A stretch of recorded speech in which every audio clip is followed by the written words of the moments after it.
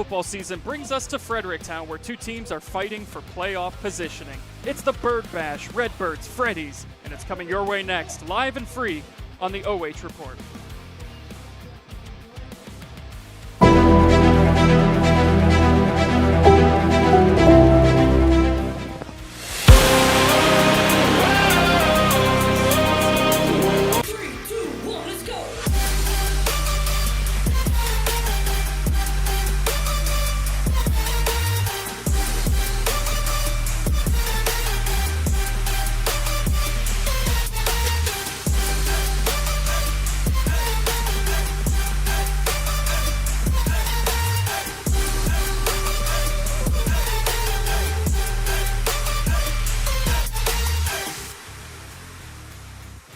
Man, I wish I was out there.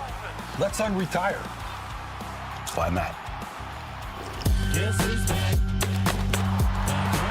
Hey, Grandpa! Grandpa? I still got it. Hey, I need that senior discount. I'm good right here, bro. Unretirement? Who'd be dumb enough to do that? Hey, this is Pastor Dave Vance from Crossroads Church. We are a church that gathers together, that raises up disciples and reaches out to those far from God. We pursue gospel impact in our communities and around the world. So when we say we're a church that feels like family, it's an invitation to be a part of something bigger, something greater, something eternal. And we want you to be a part of it. We hope you'll join us. Visit our website at crossroadswire.com for service times at a location near you. Take a look at all the action from Friday Night Football right here in North Central Ohio with great analysis, highlights, coach interviews, and so much more every single Friday night right here on the OH Report.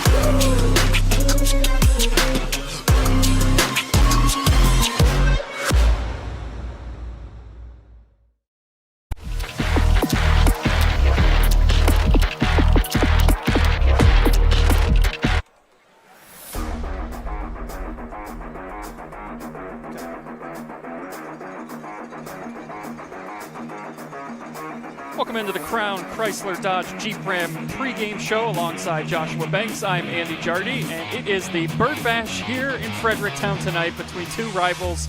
The Birds going at each other here, Josh. This should be a lot of fun here tonight. Two rivals that are both still trying to find their footing on the season, beating teams they should beat and losing to teams in the KMAC, which we talked about earlier, is an absolutely loaded conference this year. So it should be a lot of fun tonight. Let's take a look real quick at the Loudonville Redbirds and the season they've had. And they've had Fredericktown's number, winning the last three meetings, including the last time in 2015 was their last season was their first winning season since 2015, off to a 2-4 start this year, right around 17 points a game, and the defense giving up just under 35 points a game. And one player we're going to take a look at here for Loudonville, the QB, Matt Sprang. He's having himself quite a year.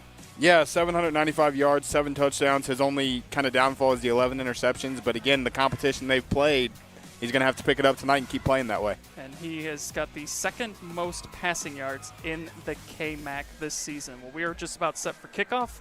We'll take a look at Fredericktown once they get the ball here. But Loudonville will receive in their all-white uniforms. It's always fun when you get two schools that have very similar color schemes. We were debating earlier. We weren't sure which marching band was out there. Weren't sure which marching band was out there. We had a kicker out here kicking 50-yard field goals, and we had no clue which team he was kicking for until we finally noticed. But, yeah, that was impressive to watch pregame. Might be something that comes into play down the stretch, but Aiden Nybert was coming close from about 50 yards out. So we are underway here in the Bird Bash. Kickoff taken at the 20 and still going. Brought down just outside the 30 is where Loudonville will start things offensively.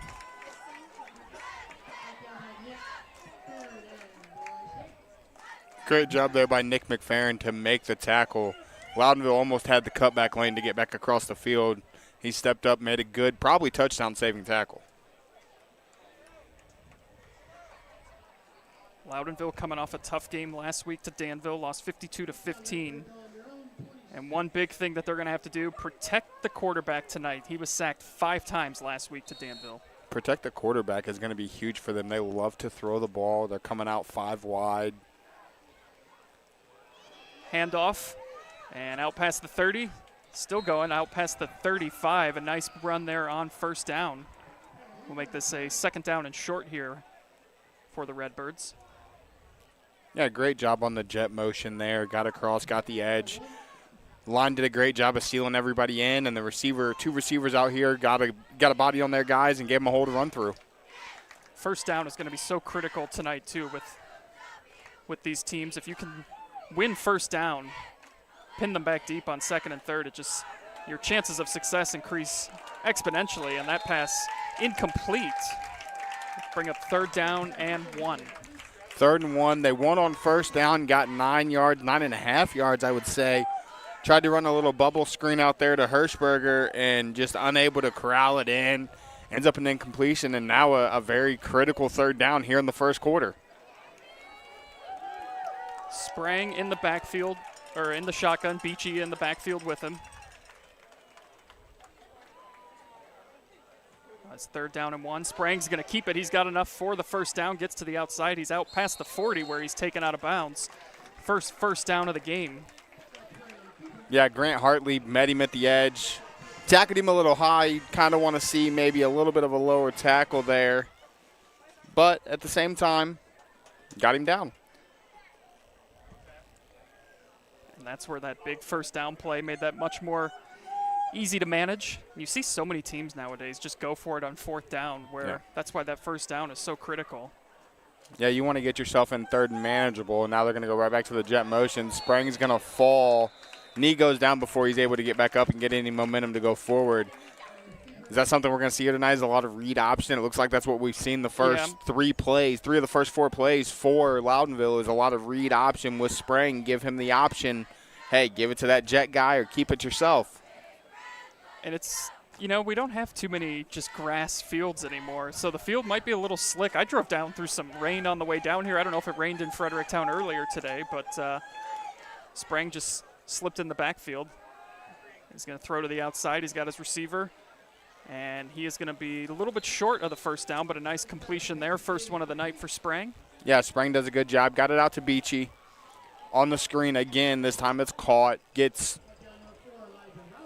almost 10 yards after the loss of 3 on the down. But now you're 3rd and 4, 3rd and 5.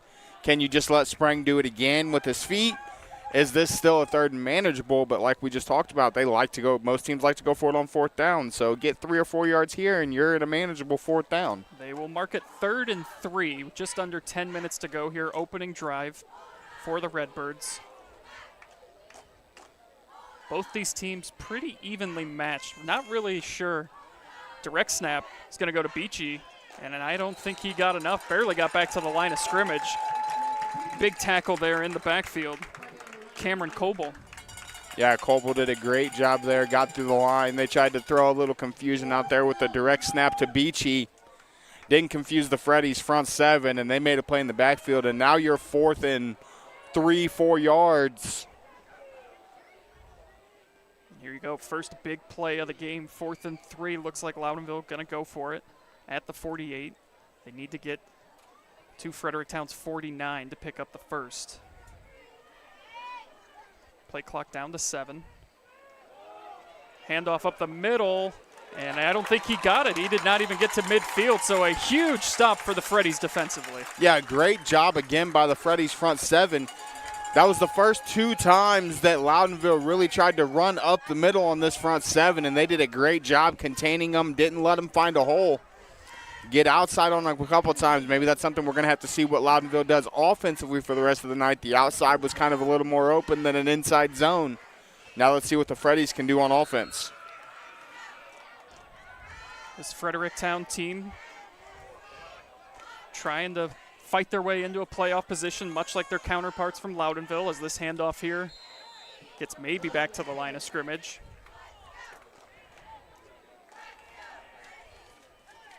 Handed off up the middle to Bellman.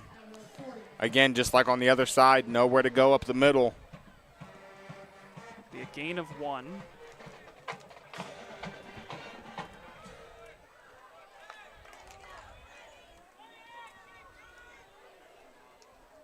Sipes under center. He hands it off.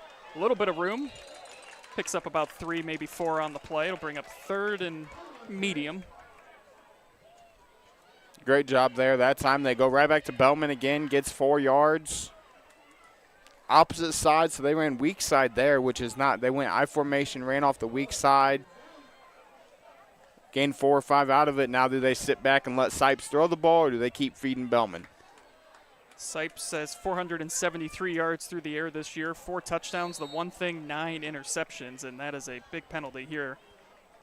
Backing them up back to their initial line of scrimmage. It's going to be 3rd and 10. Yeah, Devin Witt jumped a little bit too quick there. So all that work they just did on 1st and 2nd down, it's now 3rd and 10. Now you almost have to just sit back and let Sipes let loose and hope that he doesn't throw an interception. He can also do it with his legs. 86 carries, 418 yards, and 3 touchdowns on the ground. The dual threat quarterback Sipes is going to roll out. He's looking downfield. Good coverage downfield, and it's knocked away. Great defense there. Josiah Hirschberger knocks it down. Be 4th and 10, and Freddies are going to send out the punt team. Yeah, not really a situation you can go for it, but there you get them into a forced passing down if you're Loudonville. 3rd and 10, it's a forced passing down. Play coverage, hope that your front can get some pressure, which they weren't able to there. Sipes did have all the time to make the throw, made a good throw. It was just better defense by Hirschberger. Good coverage downfield, too. He didn't really have anyone to throw to. We'll try and pin him deep. And he dropped it, went for the fair catch. Ball is out, and it is going to be Fredericktown ball. Boy, a knuckleball of a punt, and he just came up for the slide and catch, and he muffed it. Yeah, if you're Beach there, if you're Cam Beachy, you don't come play that ball. Let that ball hit the ground. If it's going to roll out and pin you inside the 10, let it pin you inside the 10. But now you're handing Fredericktown a gift, giving them the ball almost inside the red zone to start this drive after you just shut them down on 3 consecutive plays. Yeah, that punt was short enough, too, that, I mean, even if it took a bounce, it wasn't going to pin you inside your own 5 or anything. So we'll see if the Freddies take advantage. Here's a handoff up the middle. Bellman again with the carry, picks up maybe 6. Freddy's offensive line doing just enough up front to get a push, just enough to help their running back have just the smallest crease to get through, and he's getting 5 or 6 yards the last couple times he's touched the ball. Yeah, Bellman, 3 carries, 11 yards so far. Costly turnover. See if Fredericktown can make Loudonville pay for it. 2nd and 4 from the 15, 6:50 to go. Sipes is going to keep it, makes a couple defenders miss. He's got enough for the 1st down. It'll be 1st and goal Freddies from the 7. That's a great job there by Sipes. Again, one of those read option plays, brought the jet guy in motion, kept it himself, got 5 yards on the play, and now we're looking at 1st and goal. It could turn out to be a costly mistake by Loudonville before this game's all said and done. That's one we'll definitely circle back to as the game progresses. Handoff there to Roush. Gets maybe a yard.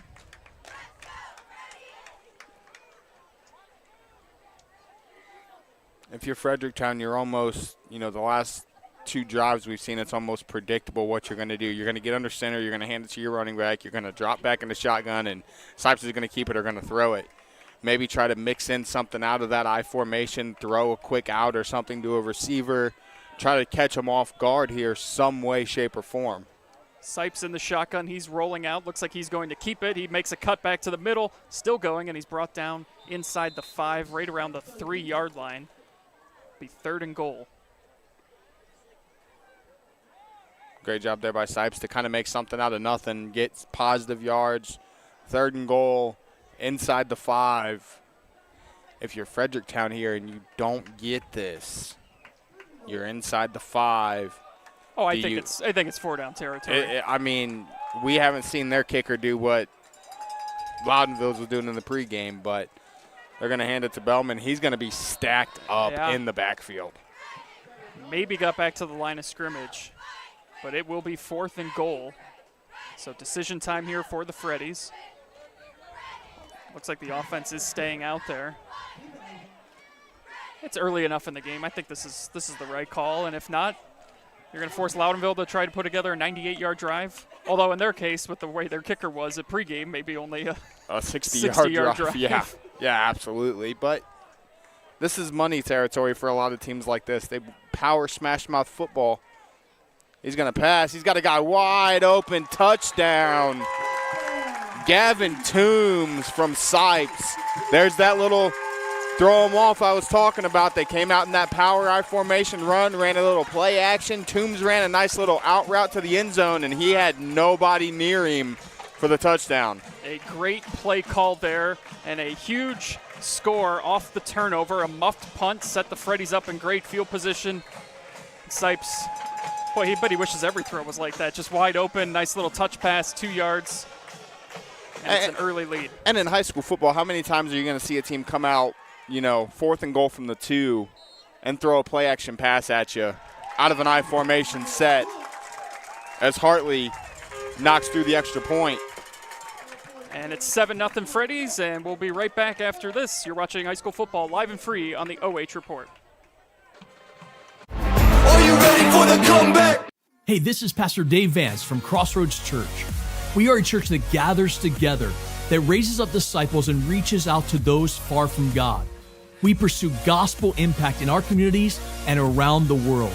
So when we say we're a church that feels like family, it's an invitation to be a part of something bigger, something greater, something eternal. And we want you to be a part of it. We hope you'll join us. Visit our website at crossroadswire.com for service times at a location near you.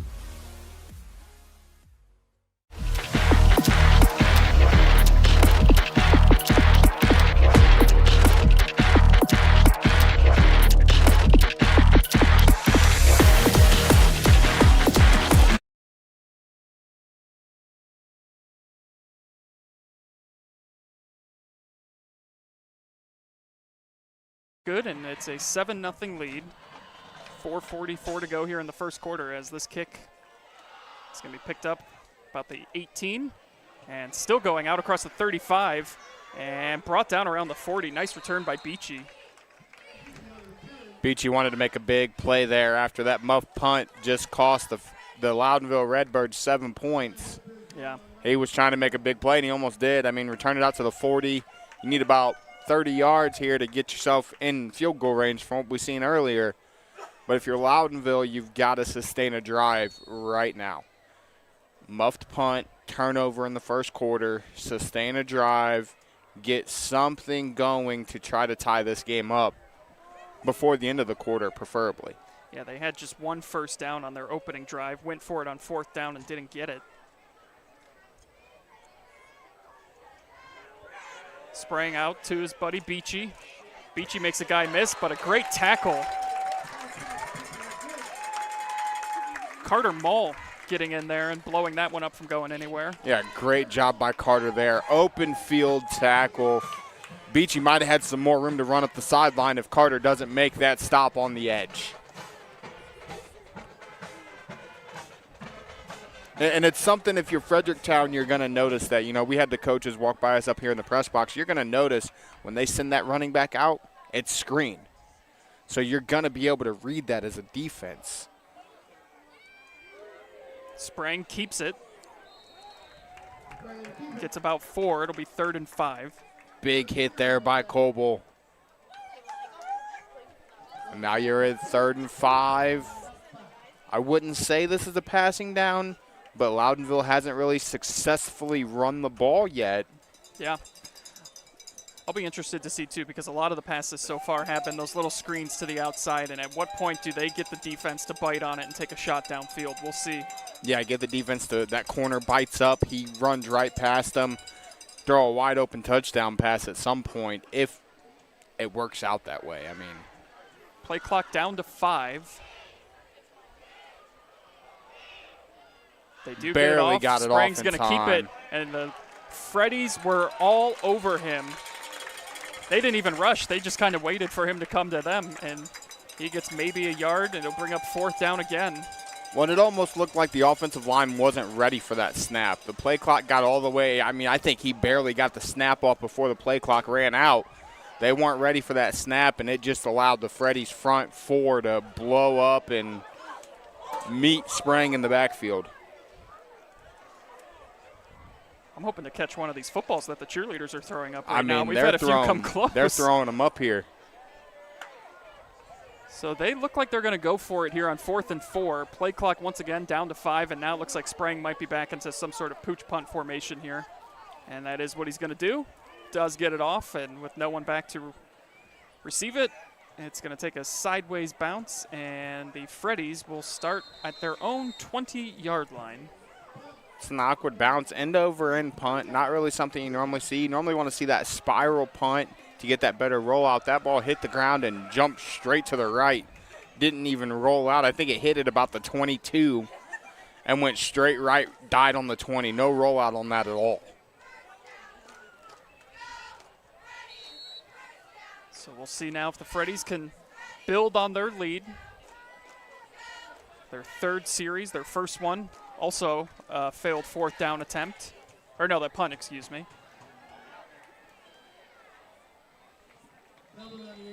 Bellman's going to keep, they're going to keep pounding it at Loudonville with Bellman.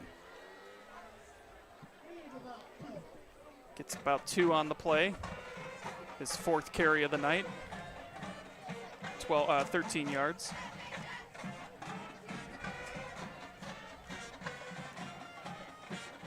We haven't really seen either team really put together a drive. Fredericktown, obviously, with the short field on the muff punt, was able to put something together, but we'll see now. Other than that, both teams defensively have been rather stout. I mean, they're going to look to throw a screen, almost intercepted off the fingertips of Hartley.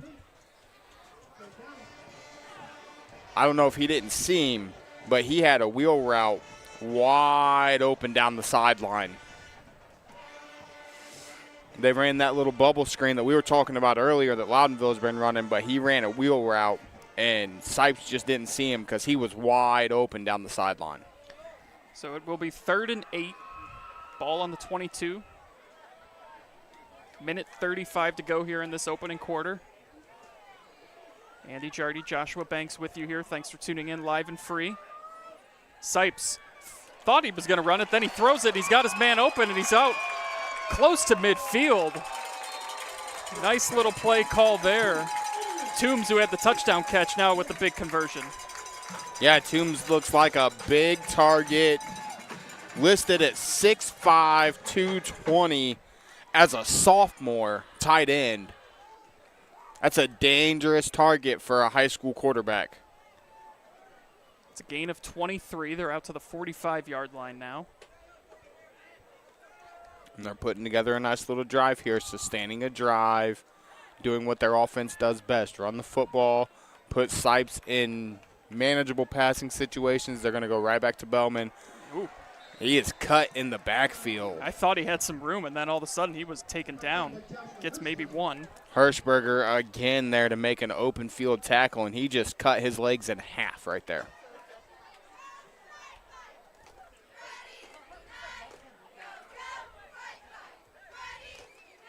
So this could potentially be the last play of the first quarter, depending on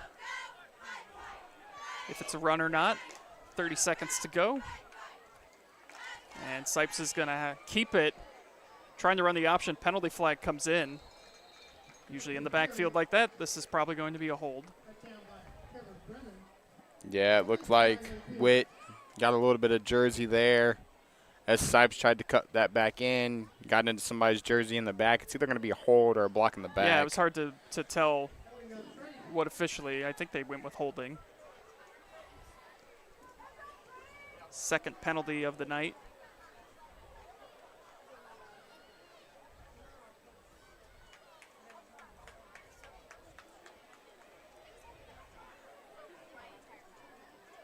So that is going to back them up right around the 36-yard line.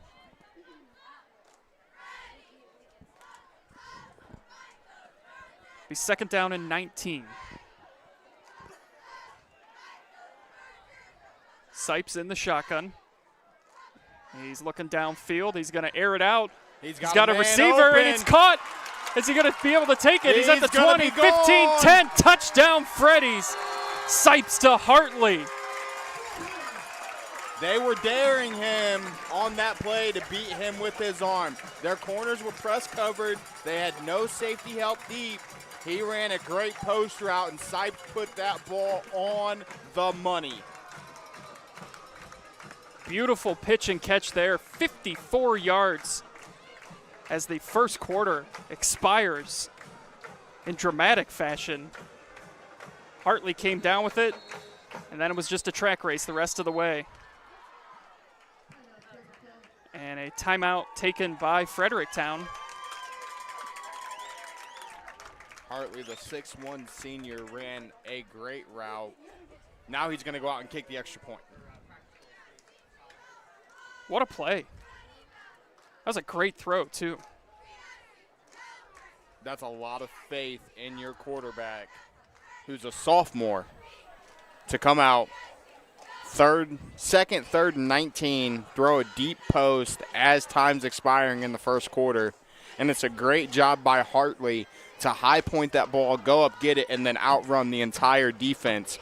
But that's a tough situation if you're Loudonville. You kind of gave him that open touchdown because there was nobody deep to help to make a tackle if the corner got beat. It was that corner has to play man-to-man coverage, and if he gets beat, he's giving up a touchdown, and that's exactly what happened on that play. It was officially a 64-yard touchdown pass.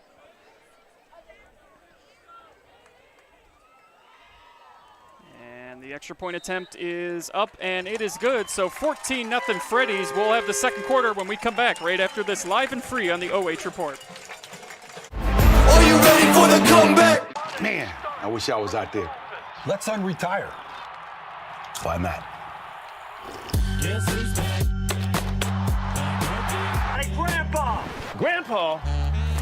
I still got it. Hey, I need that senior discount. I'm good right here, bro. Unretirement? Who'd be dumb enough to do that? Hey, this is Pastor Dave Vance from Crossroads Church. We are a church that gathers together, that raises up disciples and reaches out to those far from God. We pursue gospel impact in our communities and around the world.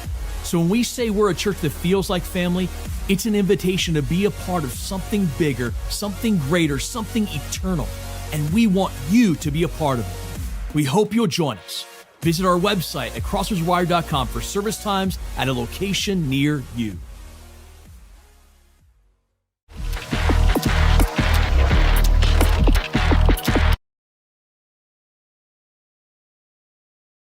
He's here to start 14-0 after one.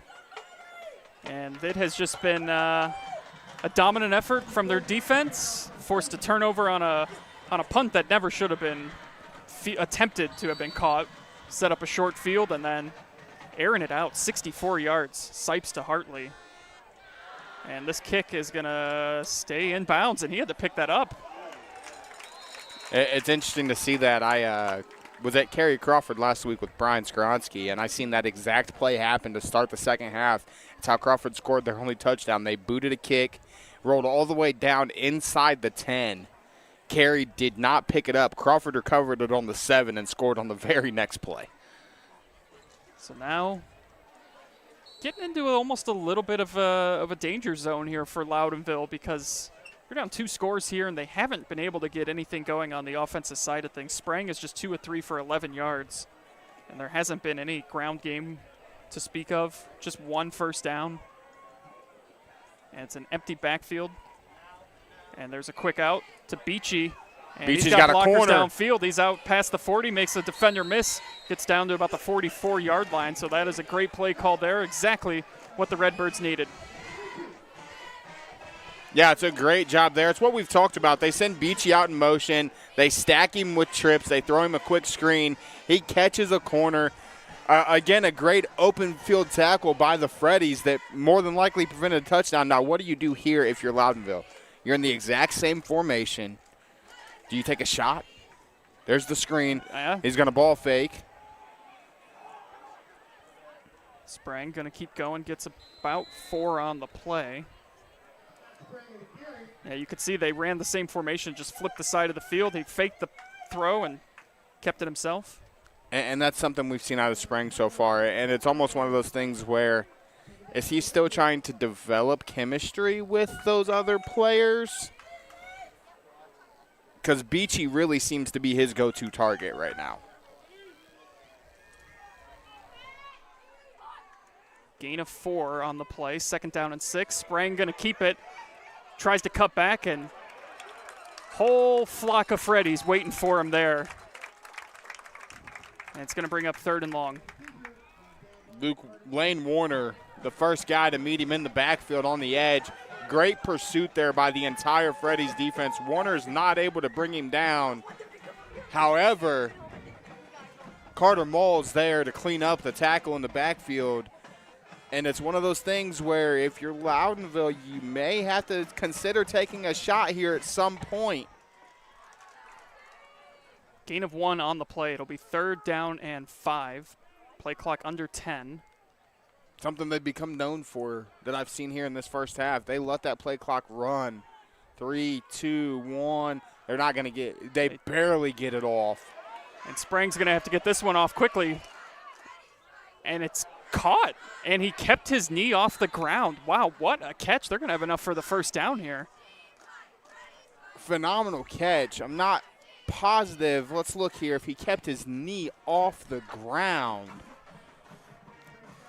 Yeah, I'm pretty sure that his right knee is on the ground when he catches that football. But they didn't go with it. It's a first down. Hey, officials are human too. They don't see everything.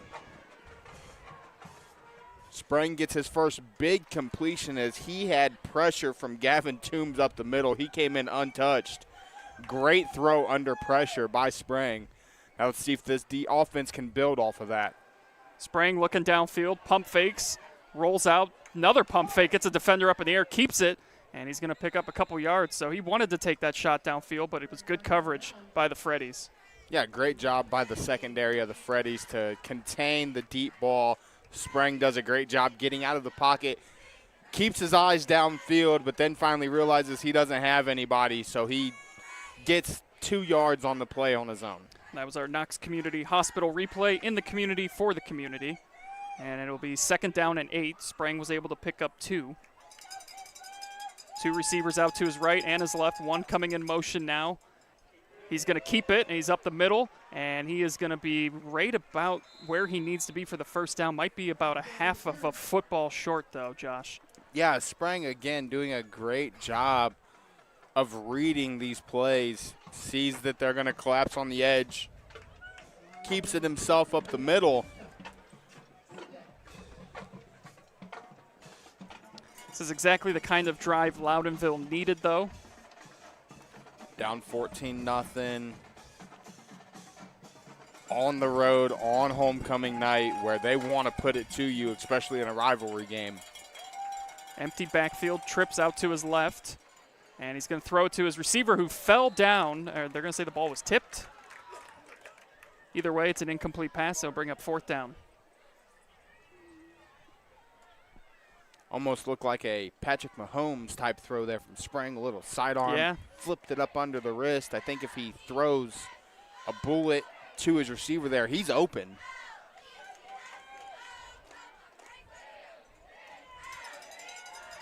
So they're saying it's 4th and 2, but I don't think they need 2 yards to pick this up, right? They're right at the sticks. Yeah, it looks like it's about half a yard. Sprang keeps it, and plunges forward. He's got enough for the first down. Loudonville doing a good job of sustaining on this drive, moving the ball. Sprang, this drive's been the one completed pass by Sprang on 4th or 3rd and long, and then everything else has been done with his legs. Just under 8 minutes to go here. 14-0 Freddies. And what has been Loudonville's best drive of the game thus far, trying to cut into that lead. Sprang drops back, he's looking, and he's under pressure, and he's not going to get out of there. A penalty flag does come in. It's got to, you would think, be in the area of holding. Yeah, that flag came in from the middle judge. Wait to see what the call is.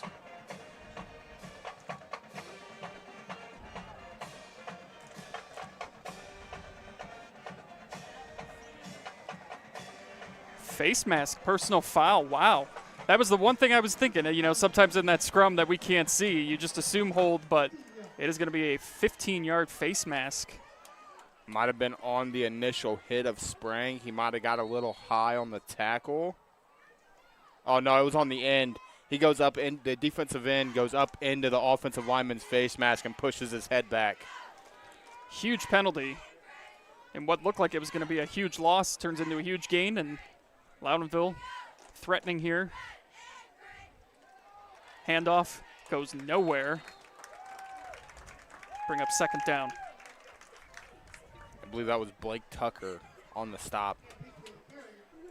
Beachy just had nowhere to go. They have absolutely shut down Cam Beachy in the run game.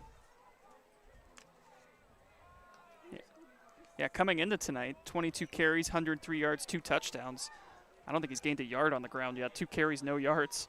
No.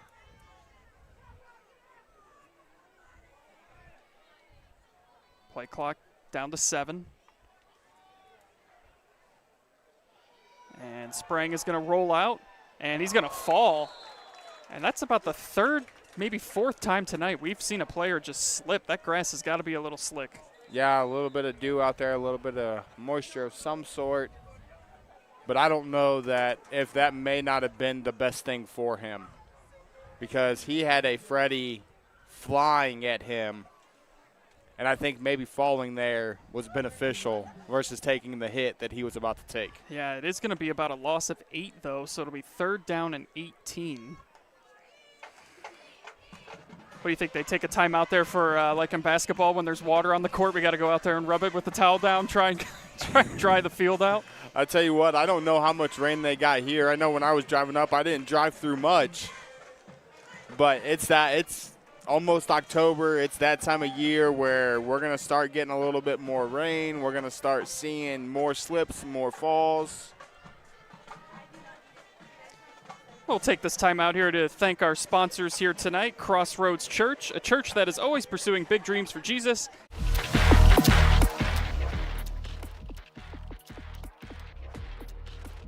And openers, Bob and Bob Doors has been providing fast, friendly, and reliable service for over 51 years.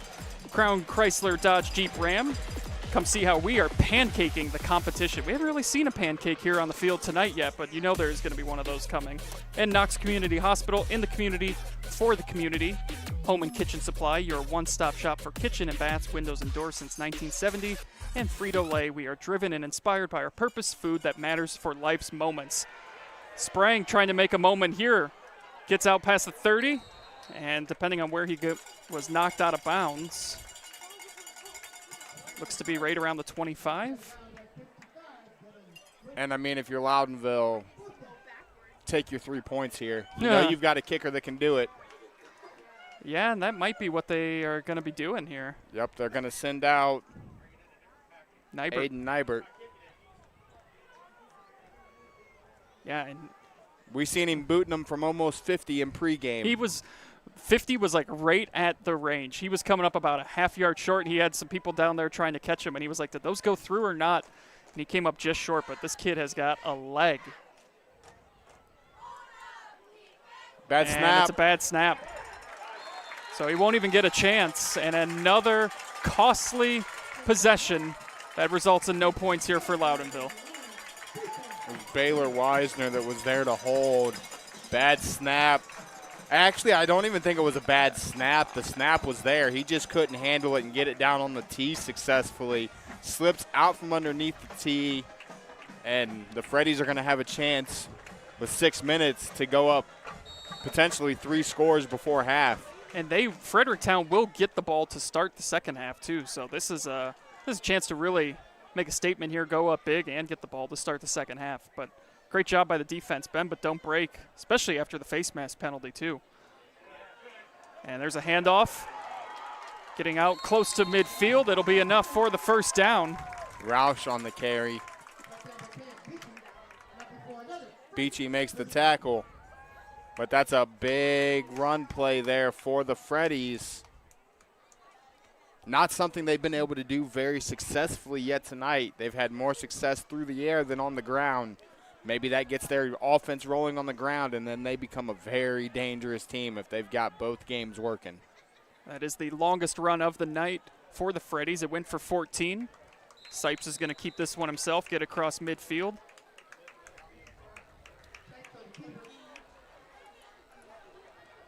Sipes grimacing in pain here. Yeah, he is coming up a little slow there. Picked up 3 on the play.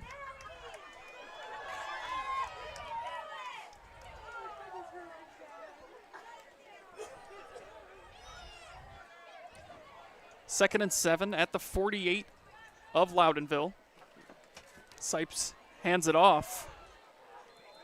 And you can tell he's still feeling the effects from that hit he took on the last run. Yeah, definitely feeling the effects there. That was a great open field tackle there by Devin Lang.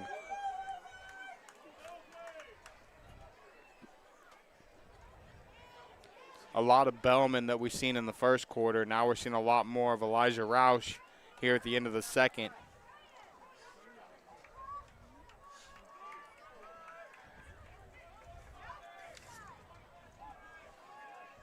As he came in 51 carries for 210 and a touchdown. Sipes They're going to take a another shot downfield. He's got his man, open. And it's just through the hands of Hartley, looking for his second touchdown of the night. But, boy, whatever ailment Sipes had from the hit, he didn't show it on that throw.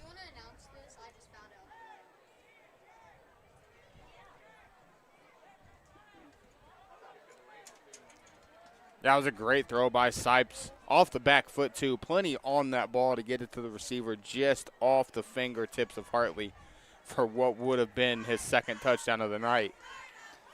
They are going to punt this one away on 4th and 6.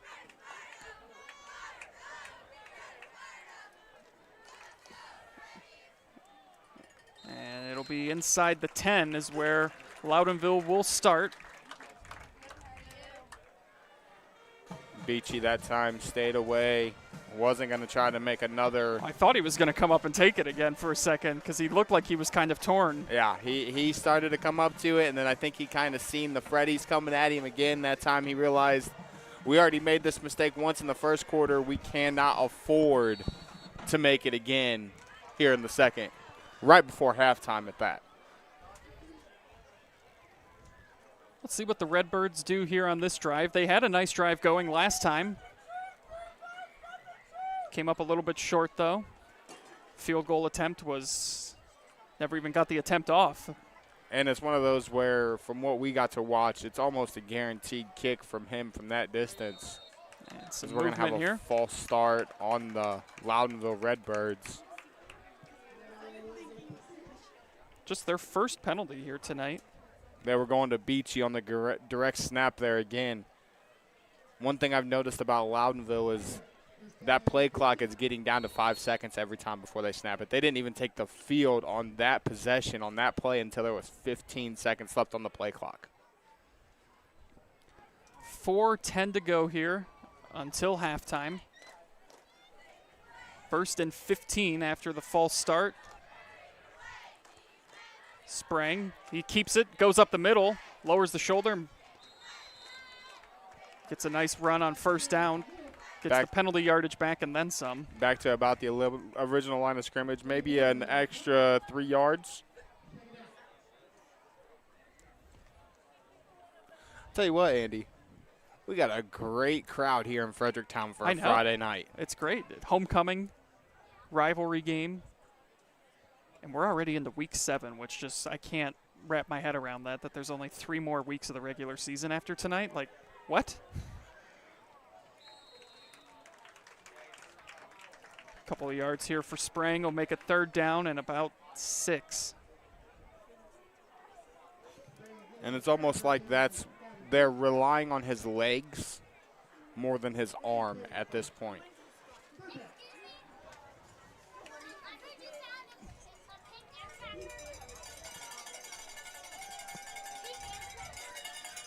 It'll be 3rd and 5. And they will take a timeout. They'll figure out what they want to do here on 3rd and 5. As it's been a struggle for them offensively here tonight. I mean, you've got a quarterback who's completed 53% of his passes for almost 800 yards on the season, but we haven't got to see him showcase really any downfield throws yet tonight. Everything he's thrown's been screen passes to Beachy. He had the one long completion on 3rd down that was just a phenomenal catch by his tight end, but we haven't got to see him showcase what he's capable of with his arm yet. Yeah, he's 4 of 6 on the night, about 36 yards passing. And he's had quite a few carries tonight. 1, 2, 3, 4, 5, 6, 7, 8, 9, 10, 11, 12, 13 carries. But they just have not been able to really get anything going on the offensive side of things. No, the Freddies have done a great job defensively. I think you used it earlier. The best way, bend but don't break. Last drive, you let them move the ball. They got downfield, but you didn't break and let them get any points out of it. It's what you have to continue to do. So here we go, 3rd and 5, 2:58 to go here. And Sprang is going to keep it. He's rolling out. He's under pressure. Does get the throw off, but no one there to receive it. And there it's going to have to be a punt here from Loudonville. So great job by the Freddies defensively. And I tell you what, Gavin Toombs is having himself a first half. He catches the touchdown pass, and that's probably the 4th or 5th time so far that he's had pressure on Sprang and forced him to either take off with it and scramble or throw out of a sack, essentially. So the Freddies didn't have anybody back, which is interesting. Second time. Yeah. The first one I could understand because they were kind of in, no man's land in terms of if they were going to maybe go for it, but that seemed pretty obvious they were going to punt that one away. But still solid field position here. Well, I think it has a lot to do with when Loudonville comes out and lines up in punt, it's that little drop punt. It's that quick snap, quick punt. He's almost in shotgun snap. He's not, you're seeing 10, 15-yard snaps for a punt. He's 5 yards, catch and go. They will take over on their own 38-yard line with 2:43 to go and just 1 timeout remaining. Handoff up the middle.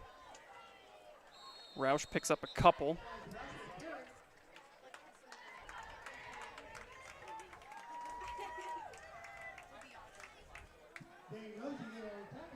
Tackle there by Zane Rosie. Be a gain of 1 for Rush. And that's something interesting to see. You see Bellman over here on the sideline, really their feature back in the first quarter. Now they're going to Roush.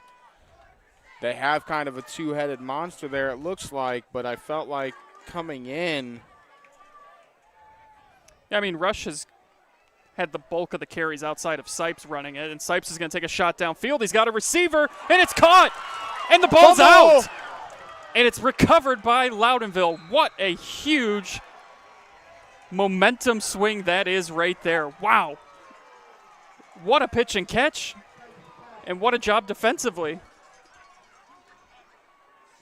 Great tackle. It's a great catch by the receiver, a great job by the DB to chase him down, make the tackle. Looked like we were going to have a 21-0 Freddies lead. But this Loudonville defense had other things to say about it.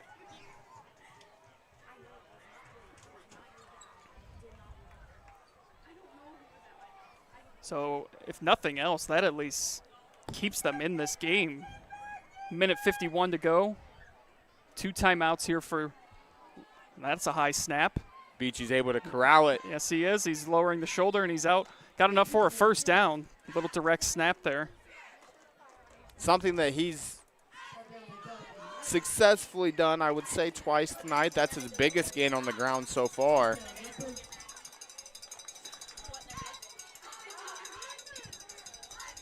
Yeah, picked up about 11. And they do the same thing. Beachy again, close to the first down. And he's doing a great job of getting out of bounds. He's getting a corner, getting as much as he can, and then getting out of bounds to stop the clock. So he's just a little bit short of the first down. It'll be second down. It's like second and about 3, 2, maybe 3. Minute 36 to go, and they're doing it again. If it ain't broke, don't fix it. And it's another first down, gets out of bounds. It's interesting to see them keep running it to the short side of the field, too.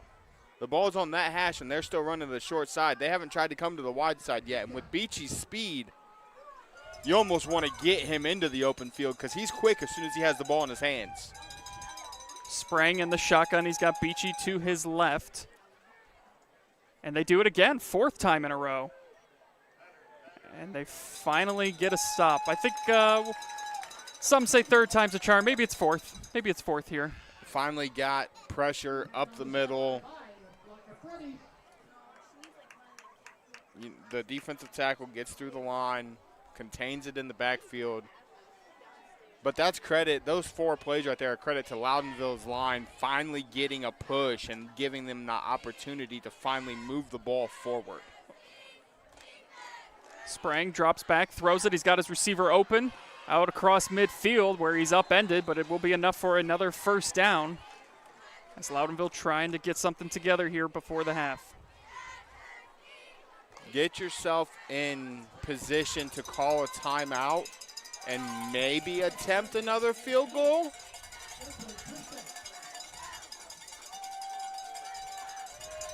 Yeah, 45 seconds to go. They have 2 timeouts still.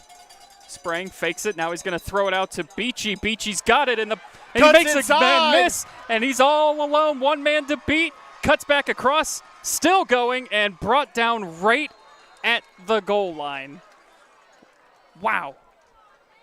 Beachy shows his speed, but if he keeps that ball outside and doesn't cut back into the middle of the field, that's probably a touchdown. It's a gain of 46. And they haven't used a timeout at all on this drive. Sprang keeps it, lowers, he's in, touchdown Loudonville. That is a massive touchdown for the Loudonville Redbirds just before halftime to cut this lead 14-7, 14-6 with the extra point to come right before halftime, where at halftime the Freddies are going to get the ball back. But that's a huge momentum swing after the fumble. You go 90-plus yards and put 6 on the board.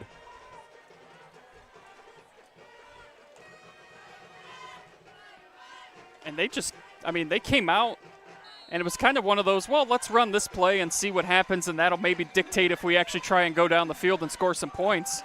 And then they ran that play 4 times in a row successfully, found themselves right at midfield, a nice little wheel route, and Beachy did the rest, and Sprang took it in from 2 yards out, and we have got a brand new ball game. And that's about a 14-point swing there with that fumble and then taking it down the other way. Yeah, that was the Cam Beachy drive for sure.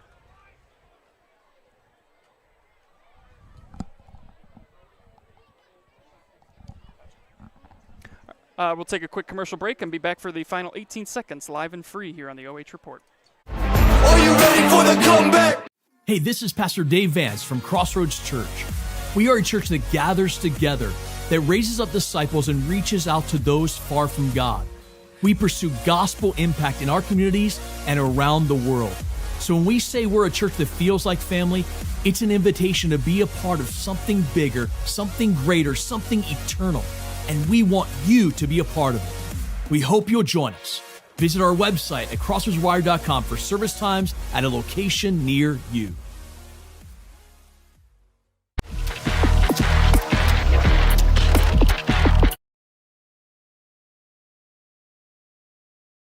What has been an entertaining first half. Fredericktown had all the momentum in the world going into the locker room. A huge completion. Looked like it was about to be 21-0. Fumbled it. And then Loudonville took it the other way. And we've got an attempt at almost an onside kick and a hard hit there, but I felt that one up here. Oof. Yeah, it's a great job by Jordan Moore to hold on to that ball as he got blown up. So we'll see. Can't imagine they're going to do anything here. Looks like they're going to come out, take a knee, go into halftime up 14-7. Don't want to take a chance of a fumble, interception. Take a knee, go into halftime with the lead on homecoming night, and come out ready to go in the second half. And the Freddies will get the ball to start the second half. And it was a good first half for Fredericktown. They were pretty much dominating this game until that turnover. And then it led to 7 points the other way. So we'll break it all down for you at halftime. We'll have the marching bands here for you at halftime too. Stick around here, live and free on the OH Report. 14-7, Fredericktown at the half. Are you ready for the comeback? 3, 2, 1, let's go.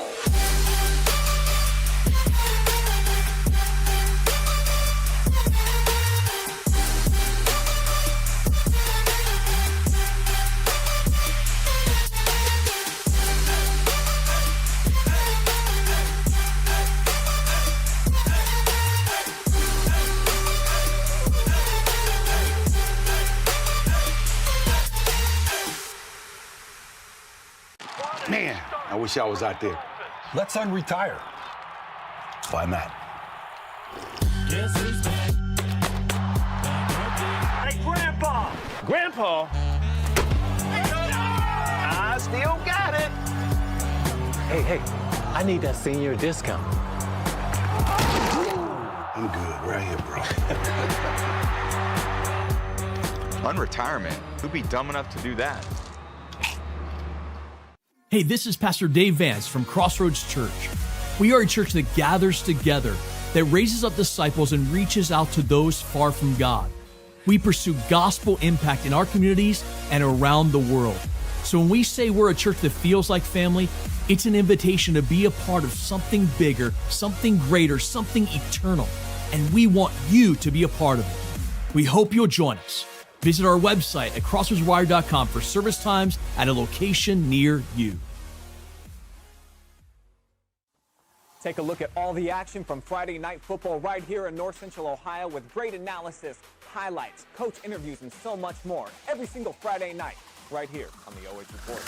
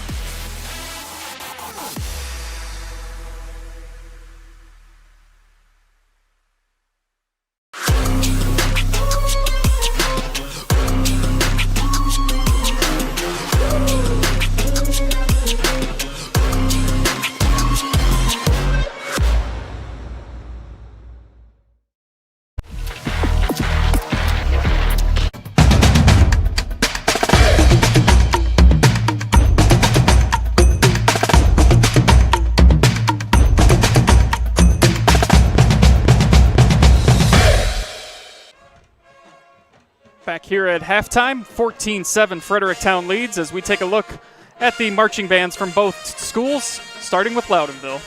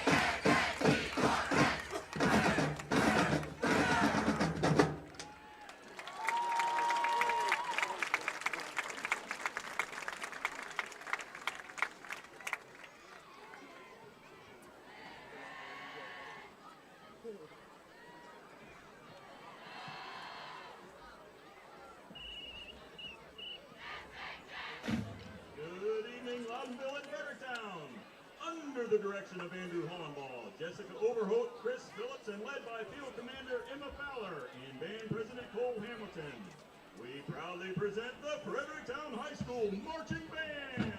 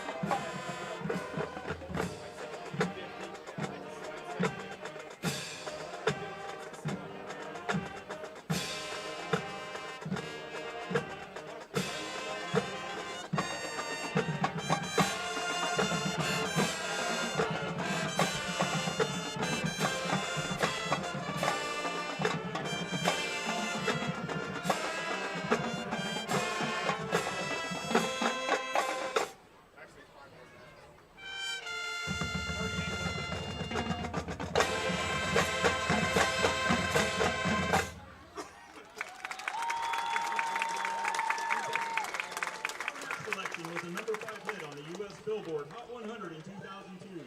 This song by the rock band Jimmy Eats the World is sure to take you back in time. Here's The Middle.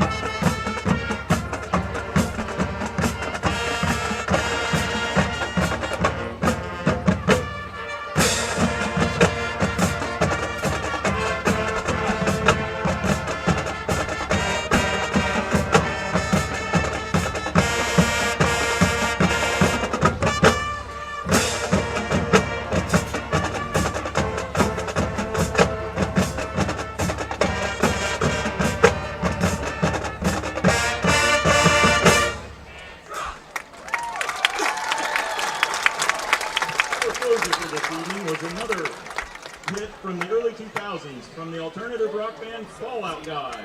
As you reminisce over the past, we'd like to say thanks for the memories. That's a cover band, people.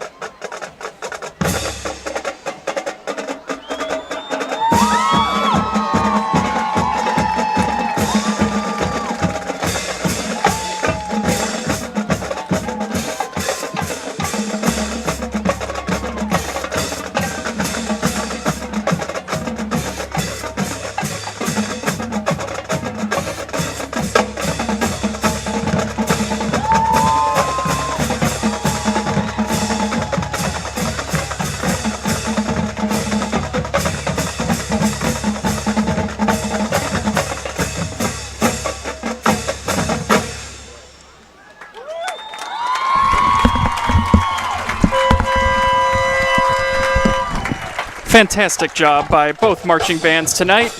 My pop punk heart is very warm after that performance. And when we come back, we will break down the first half for you and get you set up for the second half as we are live and free on the OH Report. Are you ready for the comeback? Hey, this is Pastor Dave Vance from Crossroads Church. We are a church that gathers together, that raises up disciples and reaches out to those far from God. We pursue gospel impact in our communities and around the world. So when we say we're a church that feels like family, it's an invitation to be a part of something bigger, something greater, something eternal. And we want you to be a part of it. We hope you'll join us. Visit our website at crossroadswire.com for service times at a location near you.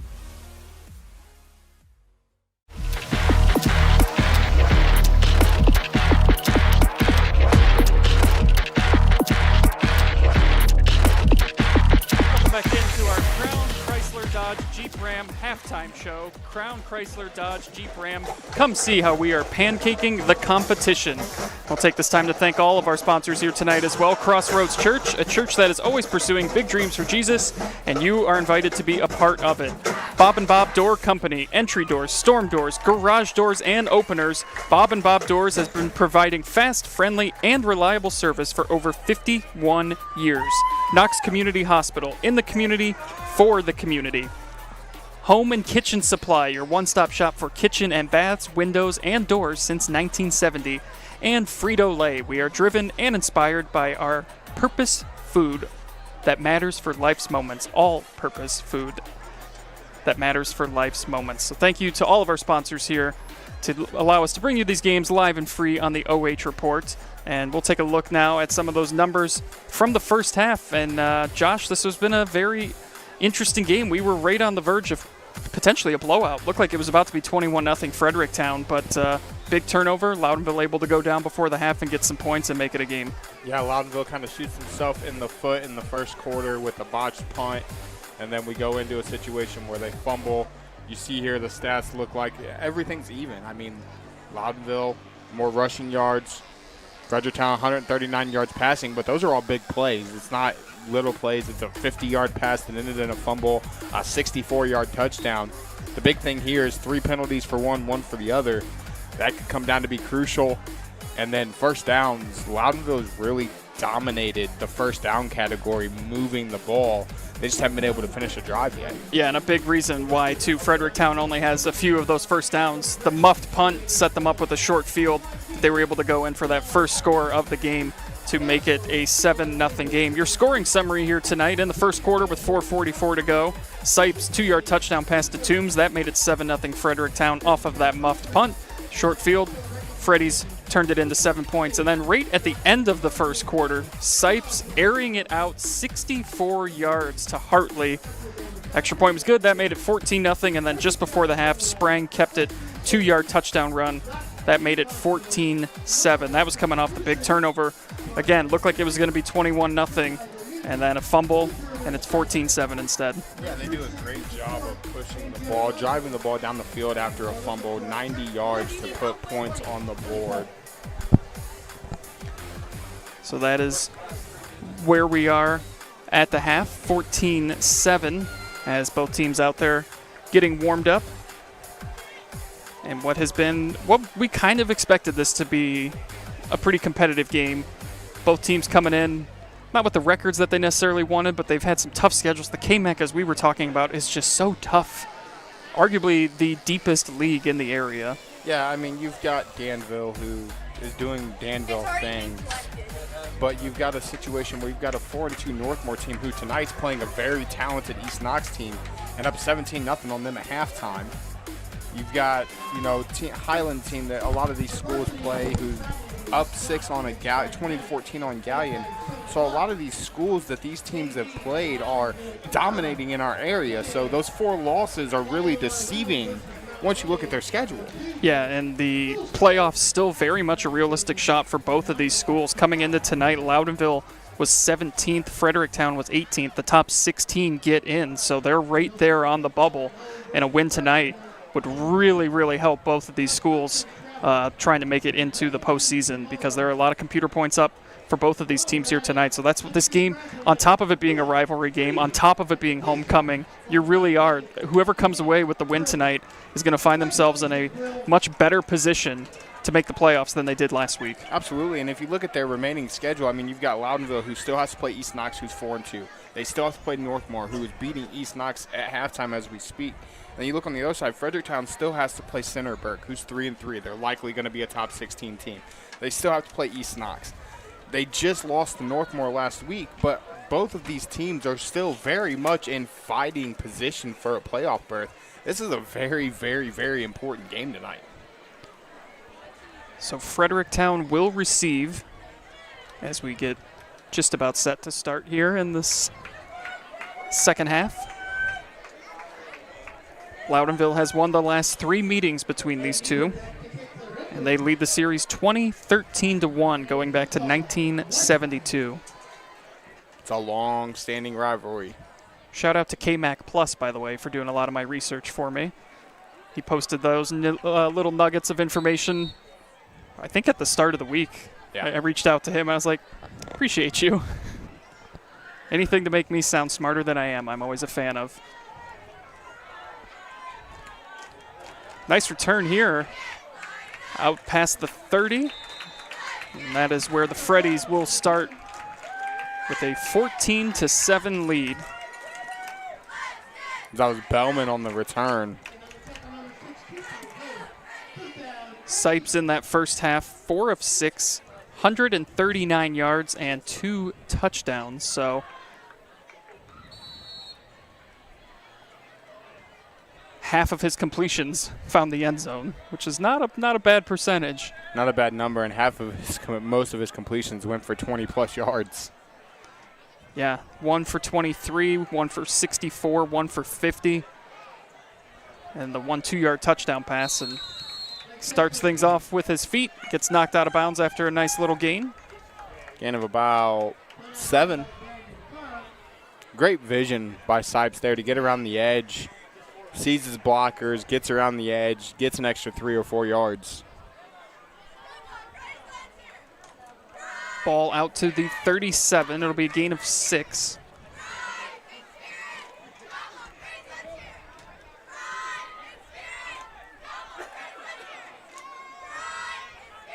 He's got 2 guys in the backfield with him, hands it off, and nowhere to go. Loudonville ready for it. And they've really done a good job defending the run so far this evening. Anytime they try to go inside zone up the middle, the Loudonville front has just won the battle in the trenches and not allowed any big gains.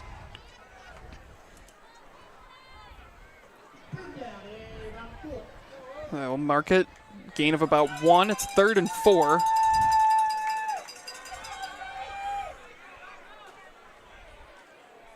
Hand off to the fullback, and right about where he needs to be. I think he's got enough for the first down. It's all going to depend on the spot. Yeah, we're kind of at the angle right here. They're going to move them. They're going to say first down, Freddies. Needed 4. Looks like he got 5, so big 3rd down conversion here to start the second half. And not really something we've seen so far this evening out of the Freddies was giving it to the fullback out of that I formation. It's really been Rush or Gallman that's gotten out of the halfback position. That time hand it off to the fullback, catch him off guard a little bit, and have enough of a hole to get the 5 yards you need for the first down.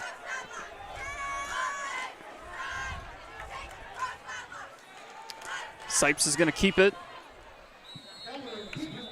past the 45.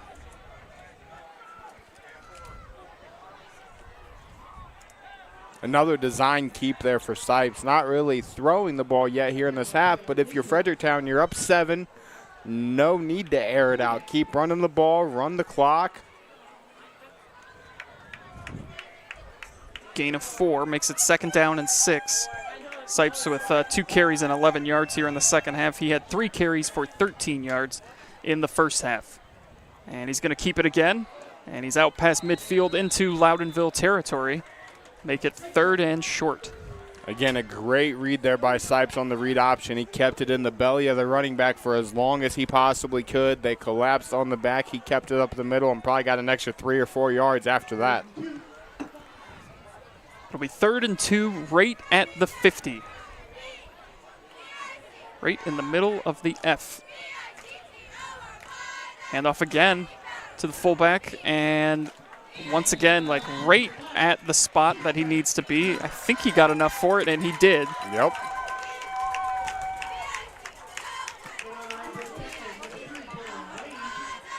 So 2 first downs on this drive, taking about almost 3 minutes off the clock. It's exactly what you want to do if you're Fredericktown. Don't make mistakes. Continue to pound the football. Eat as much of this third quarter clock as you can before you even give Loudonville a possession.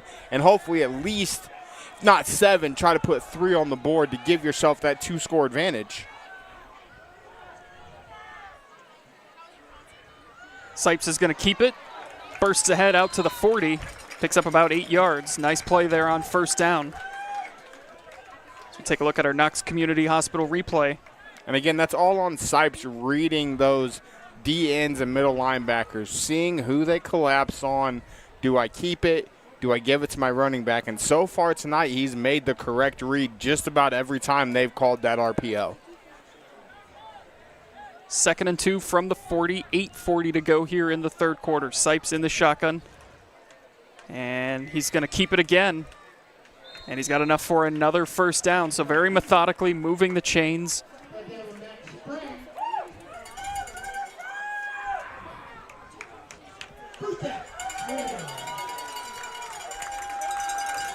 Sipes now 5 carries on this drive alone for 27 yards. Kind of like the last drive of the first half for Loudonville with it being a beachy drive. This drive's been Sipes' legs. And he's going to use them again. Gets to the outside, and a flag does come in. It's a gain of 6 right now. We'll see what the penalty is.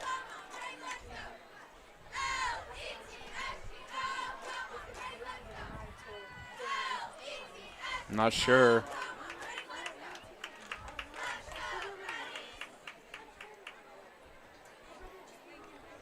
Sideline warning? Is that what we're getting?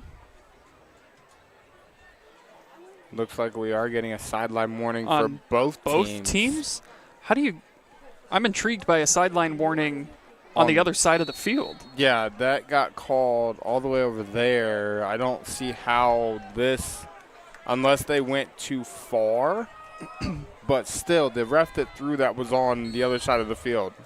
And here comes another flag. So be a false start. I'm just still trying to wrap my head around offsetting sideline warnings for a play that didn't really look like anything escalated or anything excessive. I didn't see anything happen unless it was in a pile that we couldn't see from up here in our replay, but I don't foresee that either. Maybe it was a I don't know. Late hit almost on the quarterback. I'm not sure what happened, but you don't very often see offsetting sideline warnings. Sipes again keeps it. He's got a blocker in front of him. Keeps those legs going, and he's knocked out of bounds right around the 25, and another flag comes in. All of a sudden, it's time to do laundry here tonight. That was a late flag, too, at that. That play was already over when that flag got thrown.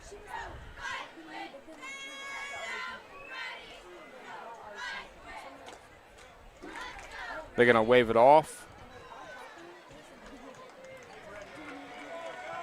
No, they are going to call holding. That was a very, very, very late holding flag right there. Late, and it came from the back judge, too, so.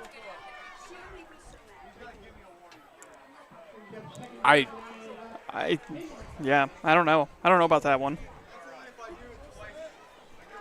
Big penalty, though. That's a huge penalty. That was almost first down yardage by Sipes on that run, and now you're 2nd and 12. Sipes looks downfield. He's going to take a shot downfield, and it's just a little bit overthrown, intended for Toombs, and we're going to have a hold or pass interference here against Loudonville. Yeah, Toombs beat the guy downfield. We're either going to see a hold or a pass interference call here. Absolutely. So what is that now? 4 straight plays we've had a penalty flag come in? Maybe 5. We had the offsetting sideline warnings, false start. A hold. A hold. And now pass interference.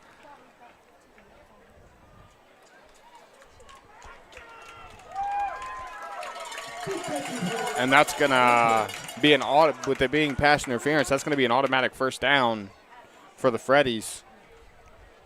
That's a big penalty, too. You were looking at 3rd and long. But again, Sipes showing off the arm. I mean, he's got the ability to throw the football downfield. They got to set the chains here. I don't know if it's a first down from the penalty or not, because right now it's just they've got it as a 10-yard penalty, so it would be 3rd and 1. But did they call defensive holding or did they call pass interference?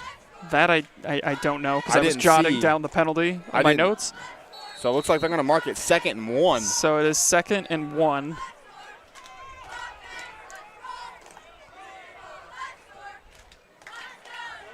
And Sipes nowhere to go.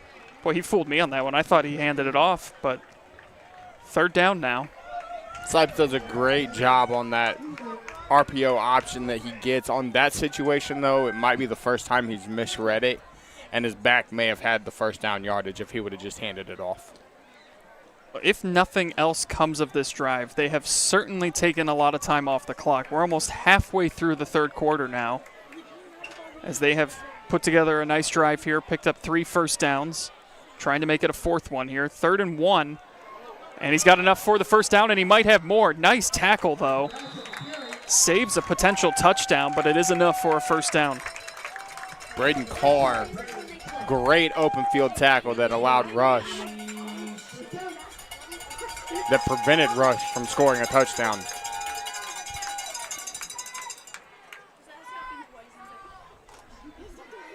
Now they're going to get that first down inside the red zone.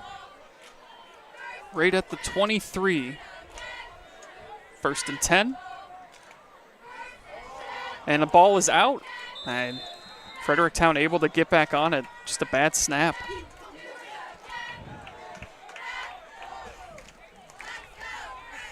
Great job by Sipes there to get on that fumble and not allow it to be a detrimental play as you've already eaten half of this third quarter clock, and it's still ticking. Yeah, they have not attempted a pass on this drive. Well, I take that back. The one for the penalty was the only one, but now they're going to send Toombs out here wide. Nobody is on him. Oh, yeah, he is wide open. Snap it and get it to him. Wide open. There is a penalty flag here. Toombs, though, wide open. We'll see what the penalty is. I don't know if they had too many men on the field defensively or if there was an illegal shift, but yeah, there was a breakdown there. Toombs wide open. We'll see if they call this on Fredericktown. They might have been too anxious to get that play off, and maybe there was some early too many movement. men in the backfield, maybe. False start. Yeah. It was one of those where he was so open that I think they just rushed it a little bit too quickly there and ends up being a penalty. The third penalty on the Freddies here in this third quarter. It's the same amount of penalties they had in the entire first half. Yeah.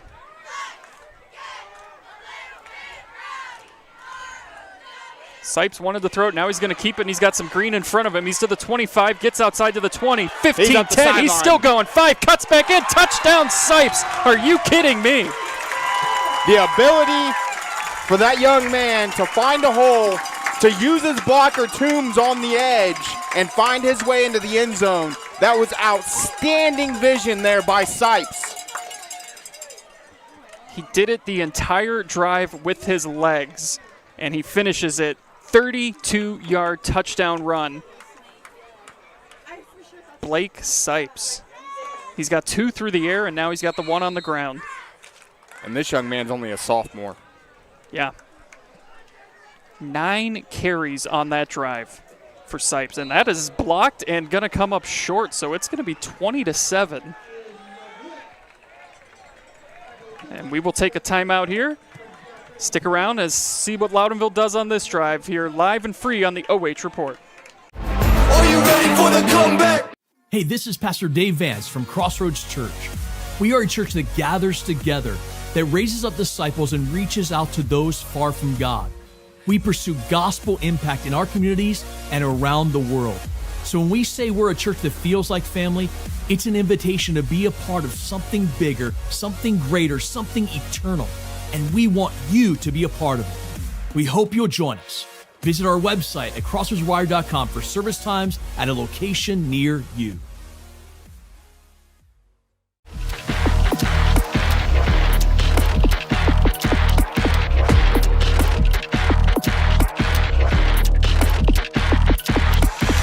Are you ready for the comeback? Welcome back in, where it's a 20-7 lead for Fredericktown. Andy Jardy alongside Josh here, and what a drive. I mean, that is exactly, you could not have drawn it up any better with the amount of time they took off the clock, and they found a way to get it into the end zone. Yeah, they eat 7 minutes off of the third quarter clock, and Blake Sipes does it with his legs. 9 carries on that drive, including the 32-yard touchdown run where he uses his blockers tremendously, uses the speed to get around the edge, and just sidesteps the defender at about the 5-yard line to get into the end zone. Loudonville is now down 2 scores. How do you respond? Short kickoff might lead to a big return, and they're going to bring it out past the 35. 53 yards for Sipes on that drive on the ground, capped with that 32-yard touchdown run. What more could you ask for? The clock got stopped 4 or 5 times for penalties. Other than that, they ran the ball, they stayed in bounds, and that clock did not stop for the first 7 minutes of the third quarter. So we'll see what Loudonville does now. Only a 13-point game. We'll see if that blocked extra point ends up being a big factor in this one. Sprang in that first half, 6 of 9, 92 yards through the air, 14 carries, 34 yards, and a touchdown.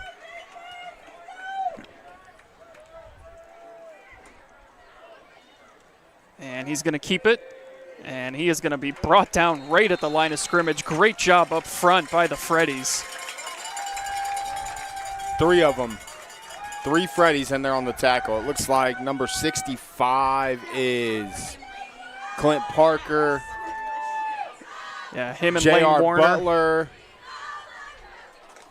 And Lane Warner was the third guy, so. It's a great job by their defense of reading that option and not letting Sprang hand it off. They contain the handoff, and then they meet him in the hole. Direct snap to Beachy. They ran this play 4 times in a row before the end of the half. Freddies were ready for it this time. That's going to go for a loss in the backfield.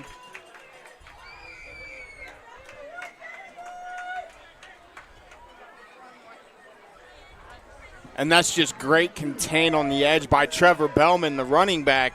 Does a phenomenal job of holding the edge, contains that sideline, does not let Beachy get around that corner like he did 4 times in a row in the first half. Goes officially as a loss of 2, so it'll be 3rd down and 12.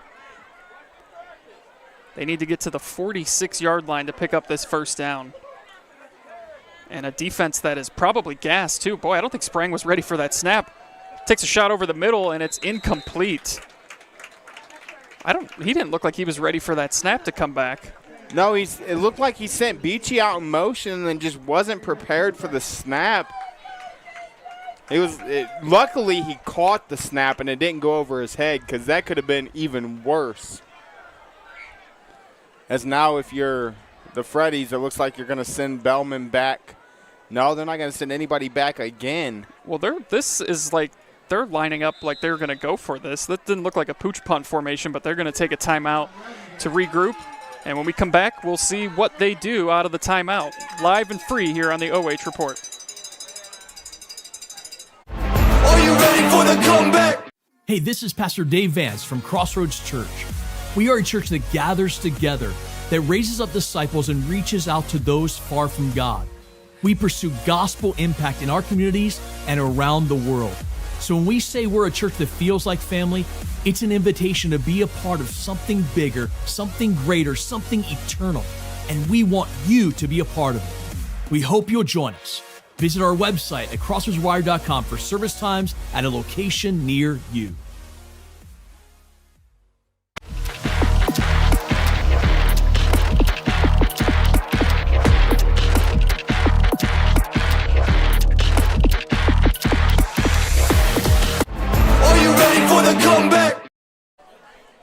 We are back. It's 4th and 12, and Loudonville looks like they're going to line up and go for this out of the timeout. Interesting decision here, Josh, because if they don't get this, you're in trouble. You're giving the ball back to a Freddy's offense that just moved the ball. They're going to throw it. It's caught, and he made enough moves. Did he get? It's going to be really close. It's literally going to depend on the spot. I think he did. I mean, they had to get to the 46. Wow. Unbelievable. Risk reward is what that was. Very high risk, but if you complete it and you get the first down, it's very high reward. I mean, he was a couple yards short when he caught it. Beachy. And again, we've seen here in the third quarter, going right back to Beachy, their go-to guy offensively. Direct snaps. His favorite receiver, Sprang's favorite receiver out of the backfield. But again, it's really strange to see they only run that sweep to the short side of the field. And here it is again. Beachy, the direct snap, cuts back upfield. He's got enough for the first down as he is out across the 40, but the ball might have came out. Might have come out. Freddie's saying they've got it. Jeremy, our cameraman, agrees with Fredericktown.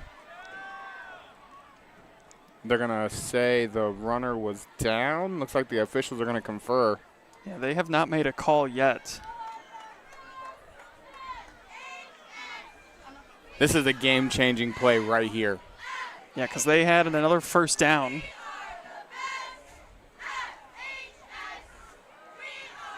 Looks like the one official, the back judge, is going back to his position. They're going to call the runner down and say first down, Loudonville. We're going to take a look at the replay. Yeah, let's see here if we see anything on the replay.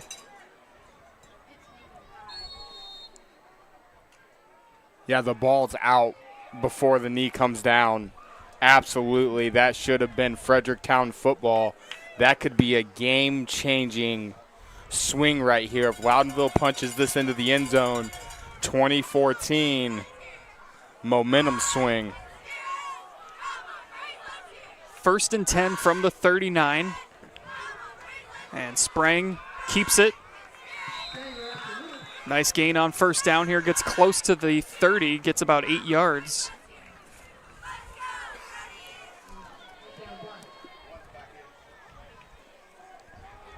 That's a huge swing. Yeah, I mean, you talk about this drive alone, the 4th and 12, going for it at about your own 32-yard line, 34-yard line. Converting that, here's a high snap. It's not Beachy, though, this time running it. It's Weiser. He has nowhere to go. And stopping that play, stopping that direct snap to your back is just all about your corners and your outside linebackers containing that edge. As long as they contain that edge and they push him back inside to your teammates, to the other 10 guys on the football team, you're not going to get a big play out of that. When you don't seal that edge, you don't contain that edge as a DB or as an outside linebacker, that's where you give up that big play because you're giving them the sideline to run. 3rd and 1. They need to get on the other side of the 30 to pick up this first down. Sprang keeps it, and he's got enough for the first down. So both teams coming out and just very methodically putting together some drives here.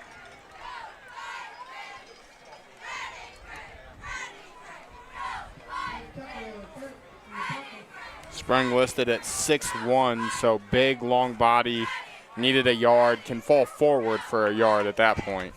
Senior quarterback. And a penalty flag comes in here. With them letting the play go, that tells me it's more than likely going to be offsides. An offsides on the defense because they didn't blow the play dead.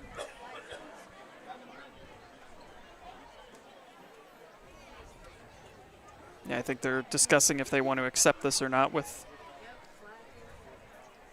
Coach Battaglia. Oh, no, they're actually going to call. It's going to go against Loudonville.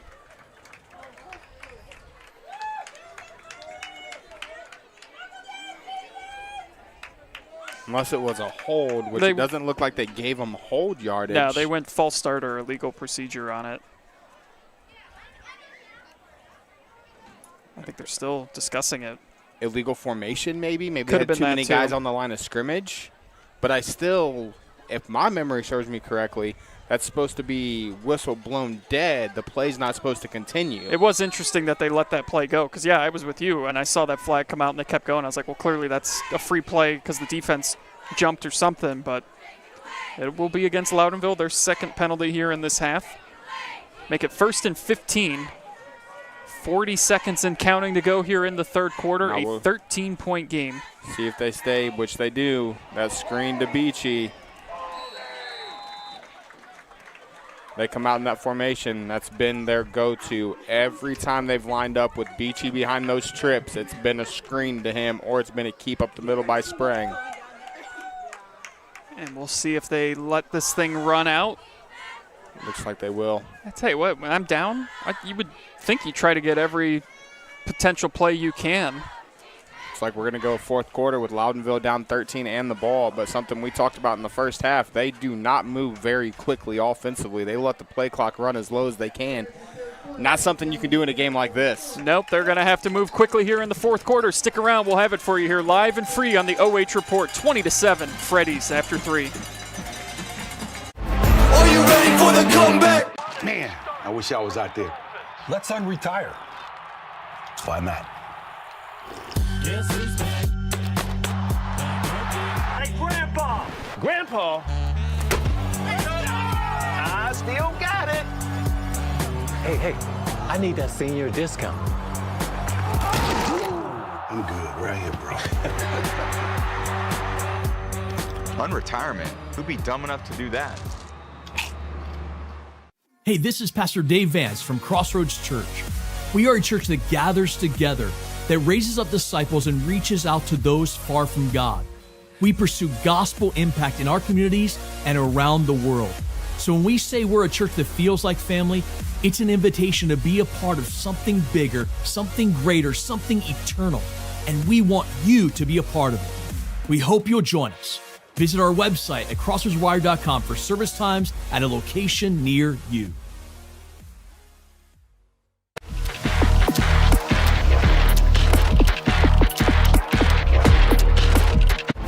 you ready for the comeback? Fourth quarter now underway. Sprang drops back, throws into coverage, and it's going to be incomplete. Dangerous throw there. Dalton Lang on the coverage almost reached out with that right-handed paw and snatched that one in for a one-handed interception. That would have been the highlight reel of the night. Sure would have. That definitely would have made my highlight later for the Pigskin Show, which you can catch later tonight. Still great coverage. So it is 3rd and 18.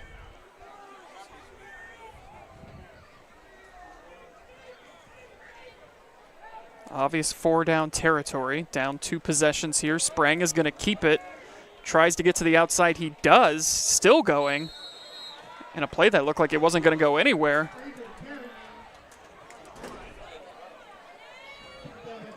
Makes it much more manageable here on 4th down. A field goal doesn't really do anything for you. You're still down 10 if you kick it. And the Freddies already shown they can run 7 minutes off of a quarter pretty easily. So 4th and 8. Sprang was able to pick up 10. They need to get to the 14 to keep this drive alive and keep their hopes of winning this game alive. Sprang rolls out. He's looking downfield. Throws it. He's got his man. It's caught. He's at the 5, still going, and brought down right at the goal line. The Redbirds keeping themselves in it. And how about the throw by Sprang? Rolling to the right, sidearm, back across his body. Great catch by Baylor Weiser. Great play all around. Sprang keeps it, lowers the shoulder, and he is in for 6. 11:24 to go here in the 4th quarter. And the Redbirds, here they come, Josh. 20-13, a big extra point looming here. Something that I don't expect them to miss unless we have another botched snap. The 2nd rushing touchdown for Sprang in this game. And both of his rushing touchdowns have been after a big 3rd down or 4th down conversion with a long pass play. You talk about that drive. They converted 2 4th and longs. I mean, just not something that we've seen out of them all night either. They have the ability to throw the ball, but it looks like they only want to show that. They only want to show that in those 3rd and long, 4th and long situations. So in a game that feels like Fredericktown is kind of dominated, it's a 6-point game now with an entire 4th quarter to play. I mean, this was on the verge of a blowout. It was about to be 21-0 right before halftime on the big completion and then the fumble. Loudonville picked it up, put together a drive right before the half to make it 14-7. I mean, kudos to the Redbirds for not giving up in this one. Well, and then Fredericktown comes out. They drive, takes 7 minutes off of the clock in the 3rd quarter. They put it in the end zone with Sipes. They forced Loudonville into what you and I thought was a must punt. Yeah. They convert on 4th down. They eat the rest of the 3rd quarter clock, turn around and score 3 plays into the 4th quarter, and now we got ourselves a football game. Just kind of what we expected. Both these teams pretty evenly matched. They've pretty much won the games they should win and have come up short in the games against some really tough competition. Both these teams trying to fight their way into the postseason picture. They're both on the outside looking in coming into this week, but right there at the bubble. And an onside kick that I don't think it went far enough. I'm not sure if a Fredericktown player touched it first. That's going to be the question here. Does a Fredericktown player touch the ball before the kicker? There's a flag. Yeah, I think this is going to be Fredericktown ball. Take a look at the replay here. That's close. Hopefully we yeah, I don't know. It's close on. It was a great onside kick by the kicker. A great job by the kicker. Kept it, almost boxed out the Fredericktown player to stop that ball for him from getting the ball. But, man, that ball was really close to the 50. I didn't think it stood a chance to even make it that far because I thought the kicker almost immediately ran into it. It didn't go far at all when he initially kicked it. They're still discussing this, though. I mean, the penalty flag is down. I think they're going over what you were talking about. Did the Fredericktown player step in front of the kicker and make contact with the ball before it was covered by Loudonville? Because it's a clear recovery by Loudonville.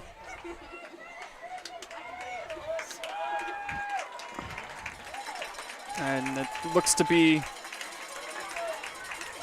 Fredericktown ball. Boy, what the rolling of the dice here from Loudonville. The 2 fourth down conversions on the last drive. And I don't know, a little too early for that onside kick.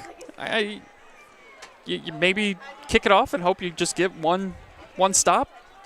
I think if you're Loudonville, it might be too early, but at the same time, you've struggled to stop the Freddies from sustaining a long drive. Do you want to kick it deep and give them 80 yards of field to play with? Handoff here goes nowhere. Rush had nowhere to go.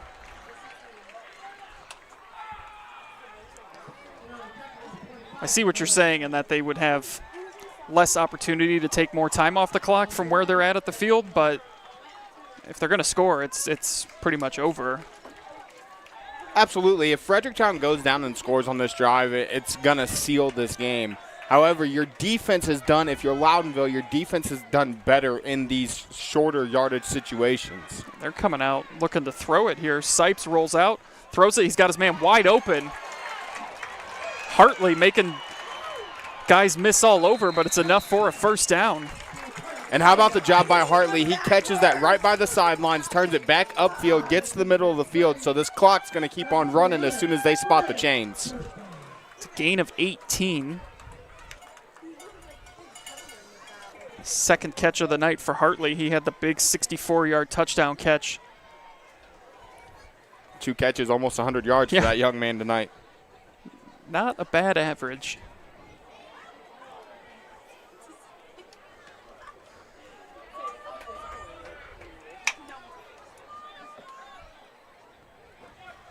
This play will take us under 10 minutes in the fourth quarter.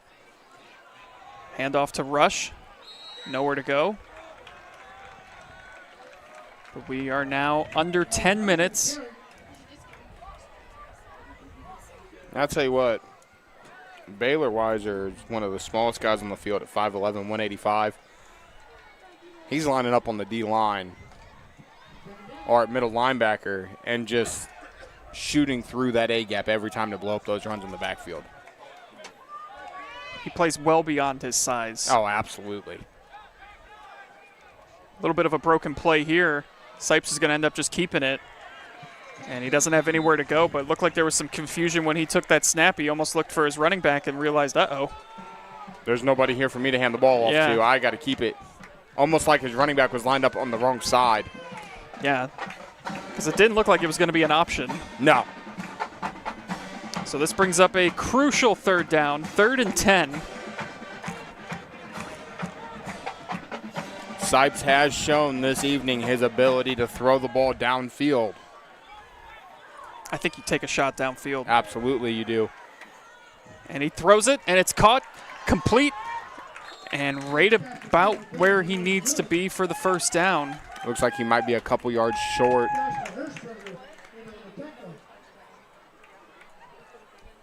We're going to call it 4th and about 6 inches. I don't even, if you look, no, they're going to call it a first down. A huge completion there and conversion. Bellman coming down with the catch. A name that we haven't called a lot since the first quarter. No. Picks up a crucial 3rd down conversion there late in this game. 1st and 10 at the 23, 8:17 and counting to go. And some movement up front there, but they didn't call anything. And now Bellman gets another carry. Gets about maybe 3 on the play, right about at the 20.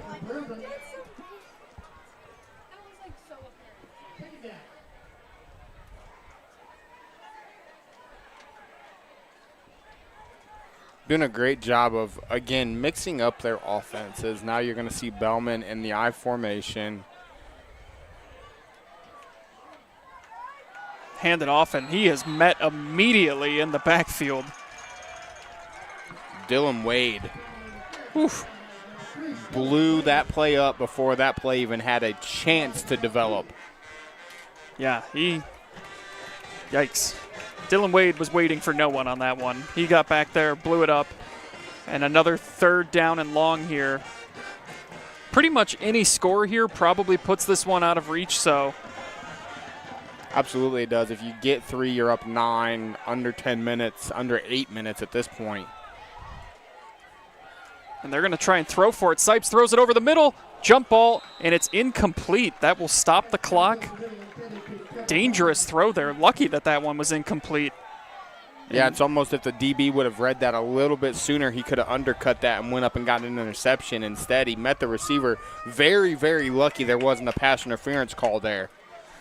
Yeah, it was almost one of those where the throw was so poor getting there that it almost hurt the defense because it was underthrown and just kind of up for grabs. But, yeah, they almost did jump that a little too early. And now if you're the Freddies, we didn't see them have a kicker warming up, kicking 40-yard field goals in pregame. So now you're in a situation, now you're 4th and 7 from your own 20. Can the Redbirds get a stop and stay alive in this game? 4th and 7, Sipes throws over the middle, jump ball incomplete, and the Redbirds will take over on downs. Down 6, 6:55 to go, a chance to win it. Is that blocked extra point in the first half or here in the second half going to be the difference in this football game?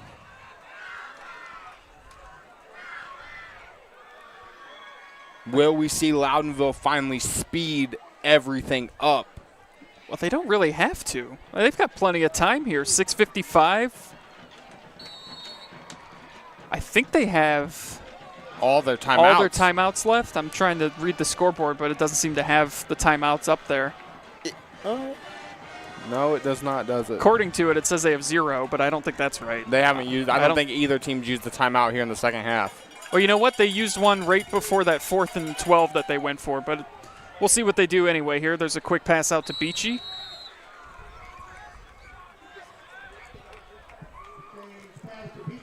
But they've got plenty of time to go down and put a drive together. Oh, especially if you get it in the hands of Beachy. He does a very, very good job of when the ball in his hands, he finds the sideline and gets out of bounds if he has to, as he's going to split out to the far side of the field. He gains 6 on the play. Sprang keeps it here. Right about where he needs to be for the first down. We'll see the spot. Looks like he might be about a yard short.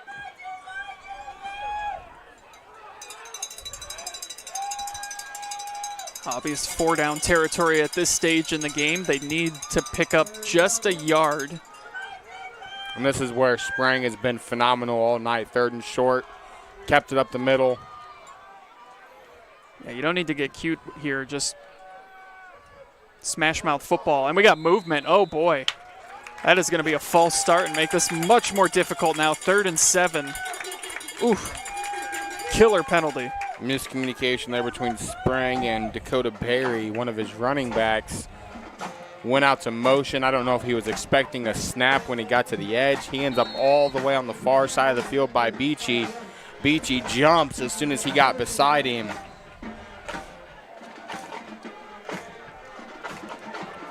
Now you go from 3rd and 2 to 3rd and 7.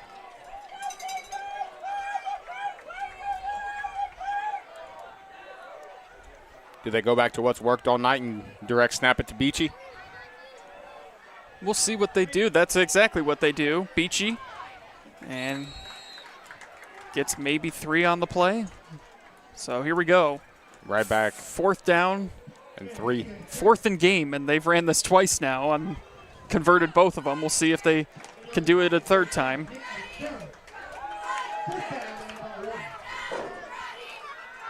They're going to call it 4th and 2. They're going to give him 5 on that play.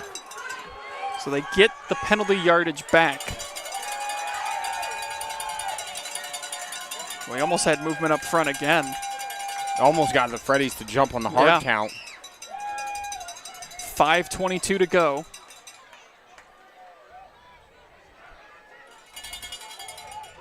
Sprang keeps it, and he did not get it. The Freddies with the huge stop on 4th down, potentially icing this game. Almost a slip. When he went to pull it from the running back, he lost his balance trying to get through the hole. That's the 5th or 6th time we've seen somebody lose their footing here tonight. And that one could be a game sealer. 5:14 to go in this one. Again, any score will put this one out of reach.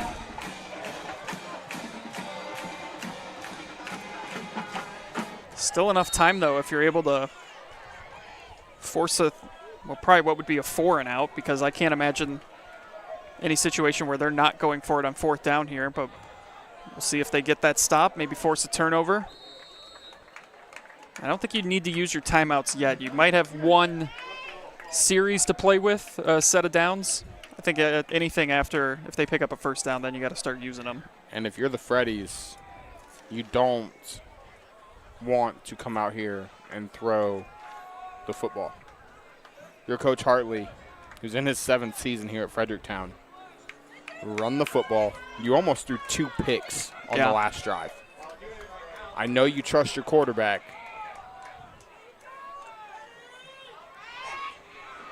Sipes is going to keep it. He's still going. And he wisely fell down in bounds. He's got enough for the 1st down.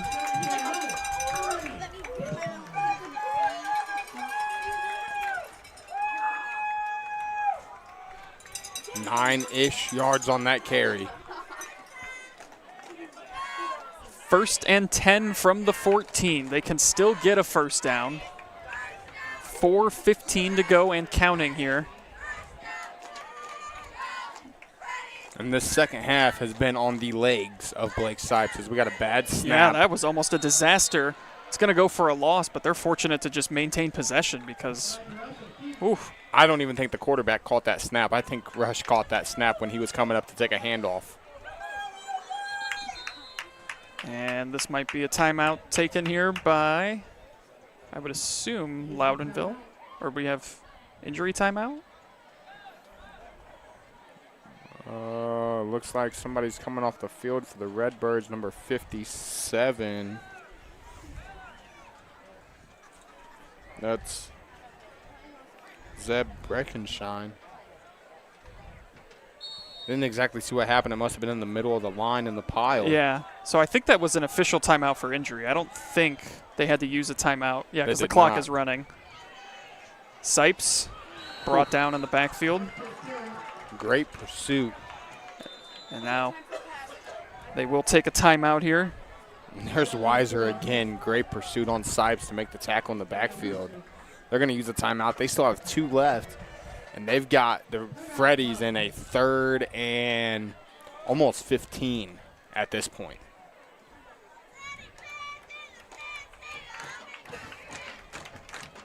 What a ball game we have had here between these two tonight. 20-14, 3:39 to go.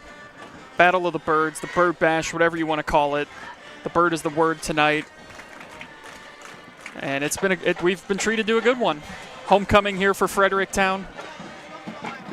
Loudonville traveled well as well. Tell you what, you look out here, the stands are packed, but you look down by the concession stand, and there's just as many people standing along the fence. Yeah, we were talking about the seating here is very unique because it's kind of just wherever you want to sit. I mean, there's people with like chairs out on the track. It reminds me kind of is it Winford that does the couches? Yep. Yeah.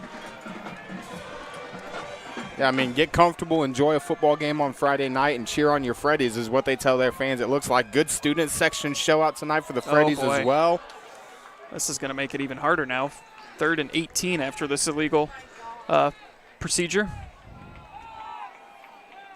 And I tell you what, their center, number 73, Blake Green, was not happy with his quarterback after that one. He's still getting into him right now.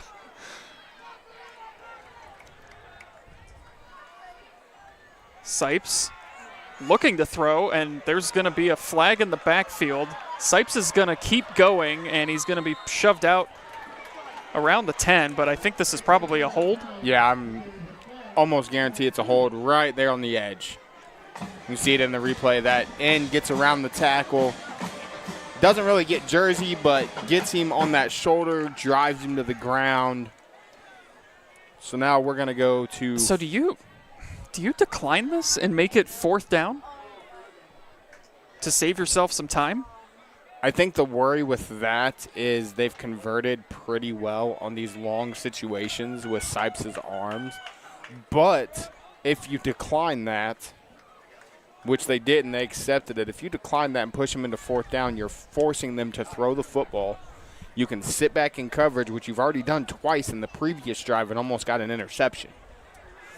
Now you're giving them 2 chances to get a lot of yards.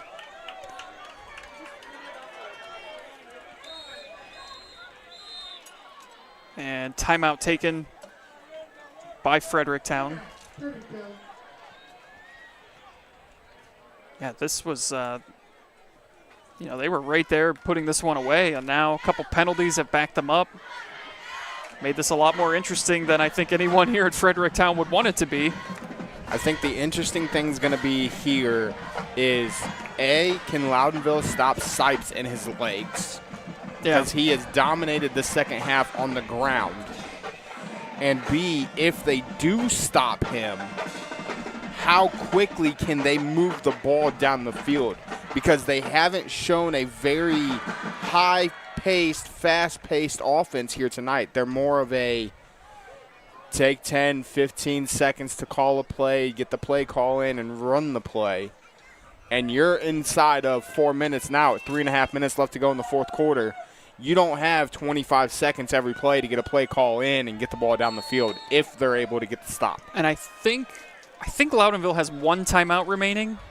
We don't know for certain because it's not showing up on the scoreboard here, but we'll see what happens here after 3rd and 18. A slip in the backfield. Sipes still going, but he is brought down. Gets little to no gain there. It's going to be 4th down and long. There's Weiser again. And there's a timeout taken, so...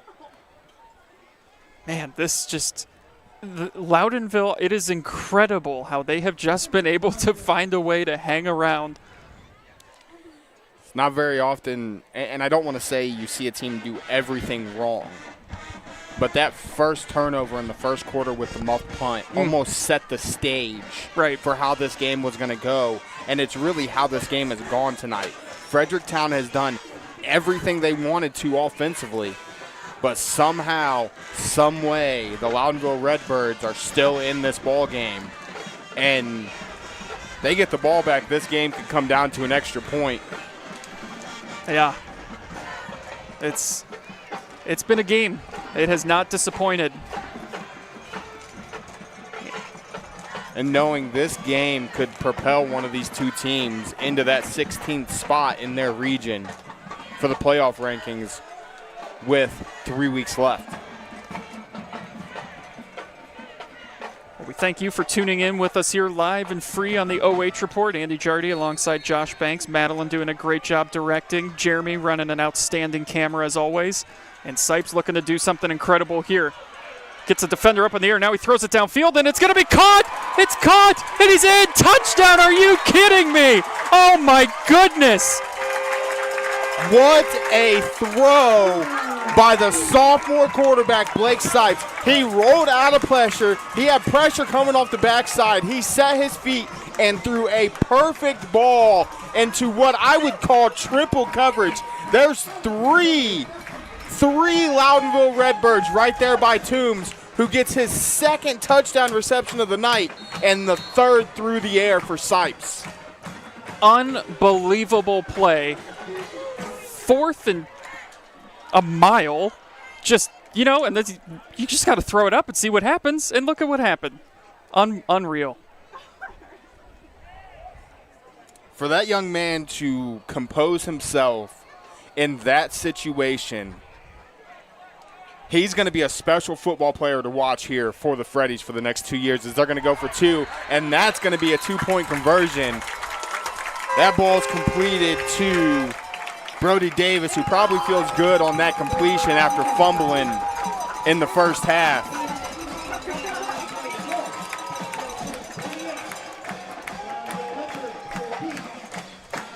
Unbelievable.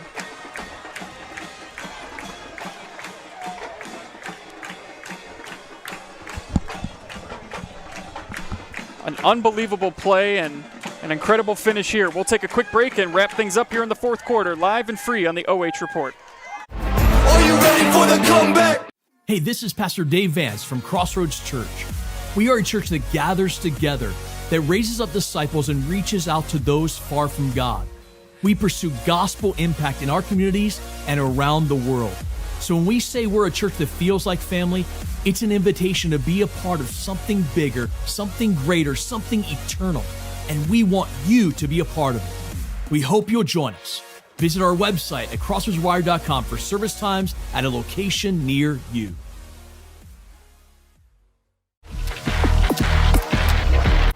Are you ready for the comeback? Back here in Fredericktown, 3:07 to go. Freddie faithful feeling pretty good after this incredible play on 4th down. Sipes to Toombs, who does the nifty footwork and gets in. The 2-point conversion was good. They pushed the lead back up to 14 and have pretty much put this one away. Ball still off. The ball is still loose. And that should do it. Not even an onside kick, a little pooch kick down the middle of the field. Loudonville is unable to fall on it. They attempted to fall on it. It squirts out of his belly, and that's kind of what I was talking about earlier. Loudonville has done a great job to stay in this game, but everything went the opposite direction for them tonight, just like it just did on that kick. I just couldn't. That was like a buttered ham or something. They just couldn't get a grip on it. Unbelievable. And you think about this. Sipes' favorite target tonight has been number 1, Toombs. He's a 6'5", 220-pound tight end, and he's a sophomore just like Sipes is. Yeah, the future is bright here for the Freddies, no doubt about it. And this is the kind of win, too, that you can look back on. And, you know, big rivalry game, homecoming. Season hasn't gone the way you've wanted it to, and they were challenged here tonight. It looked like they were going to run away with it. Loudonville cut this thing, had a chance to go down and win it. And now you've got a chance here to string a couple wins together here at the end of the season and make a push for that playoff spot. They go to East Knox next week, who was losing at halftime to Northmore tonight, as Sipes is going to keep this one around the edge. Yep, Wisely goes down. And just a tough way for Loudonville to come up short in this one because, like you talked about it, that muff punt at the beginning of the game really kind of put them behind from the get-go. But credit them for fighting, sticking in, staying in it. Just a couple costly turnovers. Got another Loudonville Redbird down. It looks like Zane Rossi's down, grabbing at his left calf.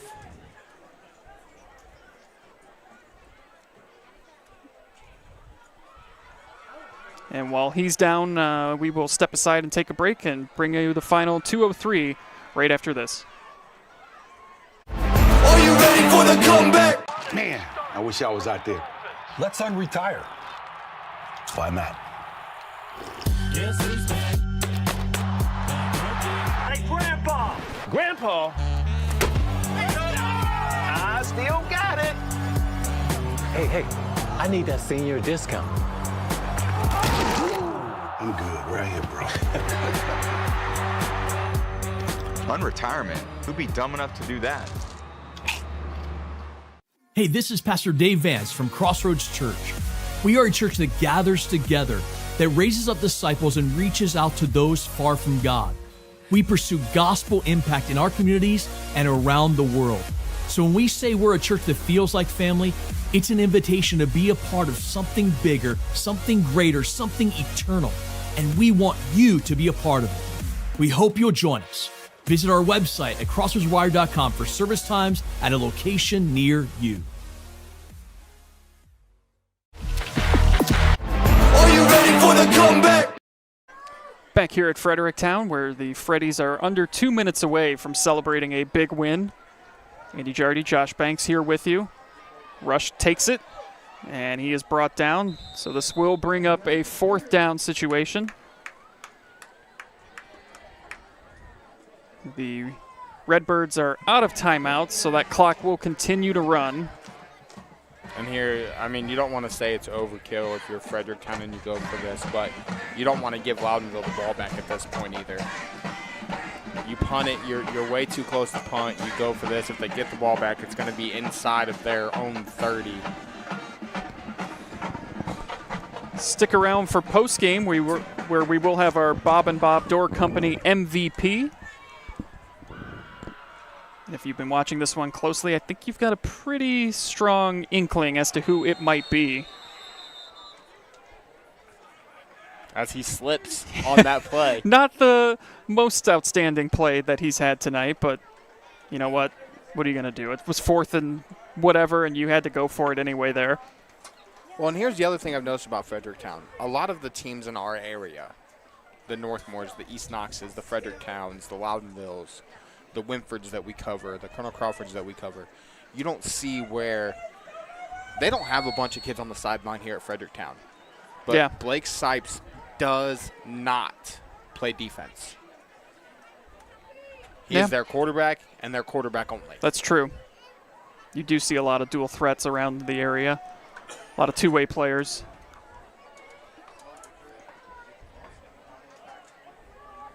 Well, because normally, you know, in small schools like this, your quarterback's your safety. Your quarterback's your best DB, your best safety, your hardest hitter because he wants the contact. Do we get a delay a game penalty here?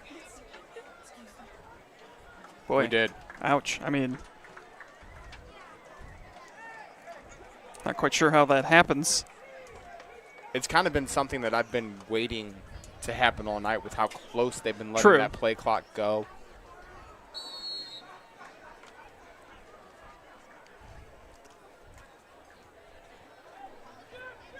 So under a minute to go, 1st and 15. And there's that direct snap to Beachy. They have ran that play successfully almost all night. He's going to stay inbounds, though. And that's going to almost run this clock out, as Loudonville is not in a hurry to get back to the line of scrimmage at all. And a penalty flag comes in. Interesting to see what this call might be.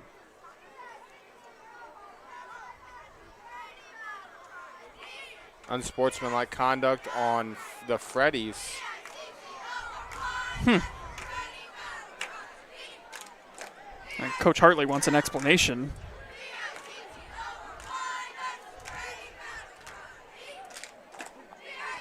I mean, I don't know if it's been chippy down there all night or if there had been warnings before, but maybe something was said. That was Coble coming off the field as Coach Hartley is still out there talking to the official. Yeah, Coach Hartley's talking to the officials. The other officials weren't even paying attention that their head ref was not in the back. They were getting ready to run a play run without an official in play.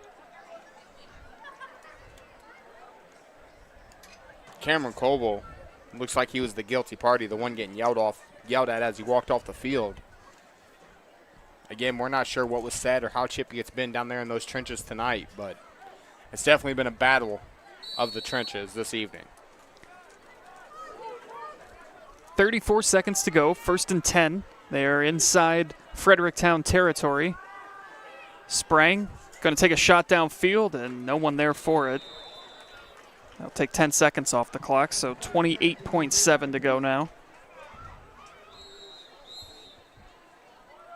And timeout, Fredericktown. That's an interesting timeout by Coach Hartley. He might just want to, address whatever unsportsmanlike conduct was called. Address his defense. Hey, don't get beat deep. We don't want to give up any more touchdowns right before the end of this ball game.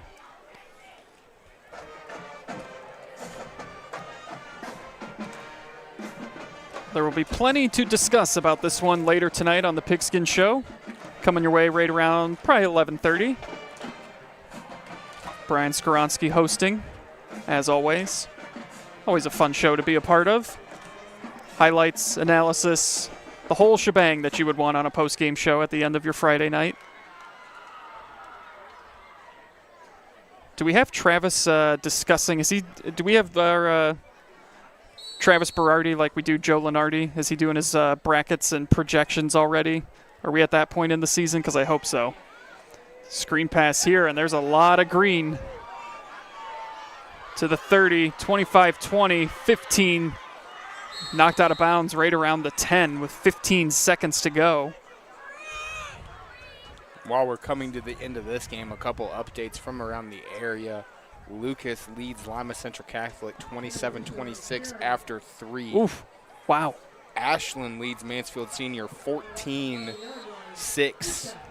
Ashland leads Mansfield Senior? Ashland leads Mansfield Senior 14-6 with 3:50 left to go in that contest. And that one is intercepted. That will seal it.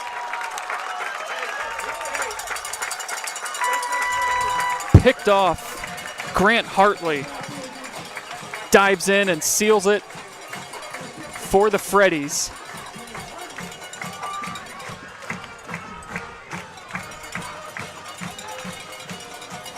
Second turnover in the second half for Loudonville. They had one in the first half. The last update, Ontario is going to go to 7-0. They lead Pleasant 45-14. Wow. They're having quite a year. And we'll see what this kind of win does for the Freddies going forward. The big one next week as they go to East Knox. Loudonville will try to regroup next week, hosting Cardington Lincoln. So that is going to do it here from Fredericktown tonight, though. The Freddies win the Bird Bash 28-14. Stick around. We'll have our MVP interview and our final stats and analysis of this one coming up on the other side of the break here, live and free on the OH Report. Are you ready for the comeback? 3, 2, 1, let's go.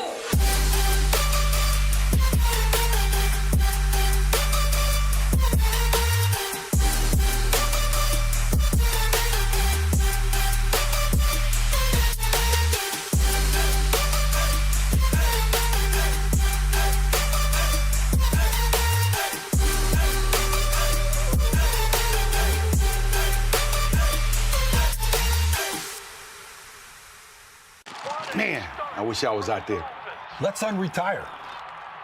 Why not? Hey, Grandpa! Grandpa! I still got it. Hey, I need that senior discount. I'm good right here, bro. Unretirement? Who'd be dumb enough to do that? Hey, this is Pastor Dave Vance from Crossroads Church. We are a church that gathers together, that raises up disciples and reaches out to those far from God. We pursue gospel impact in our communities and around the world. So when we say we're a church that feels like family, it's an invitation to be a part of something bigger, something greater, something eternal. and we want you to be a part of it. We hope you'll join us. Visit our website at crossroadswire.com for service times at a location near you. Take a look at all the action from Friday Night Football right here in North Central Ohio with great analysis, highlights, coach interviews, and so much more every single Friday night right here on the OH Report.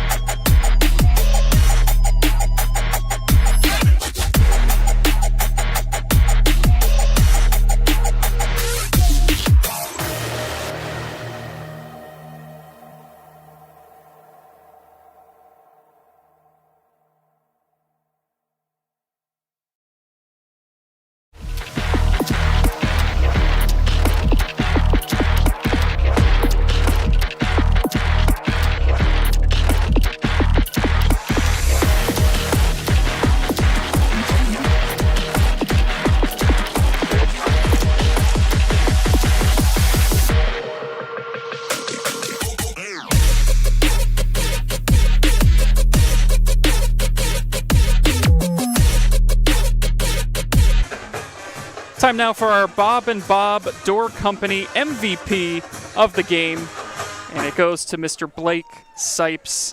Congratulations on the game here tonight, Blake. Thank An you. incredible game for you with 3 touchdowns through the air, 1 on the ground. Which one do you prefer? Do you like rushing it in for a touchdown, or do you like showing off the arm strength? I like showing off the arm a little bit. You know, I got a big target in Gavin Toombs and Grant Hartley, my line.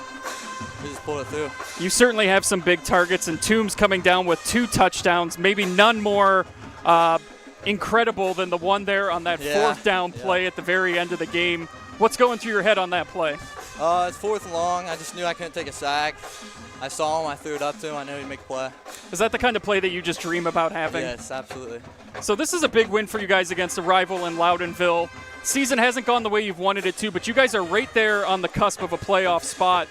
What's the next step for this team down the stretch? We just got to keep working hard at practice every day and continue to get better and bounce back every week. Is there anyone here that you want to give a shout out to here at the end of this game here my tonight? Offensive line, the fans, the band. All right, Blake, well, I appreciate your time. Good luck the rest of the season. Enjoy this win on a big homecoming crowd here tonight. Thank you.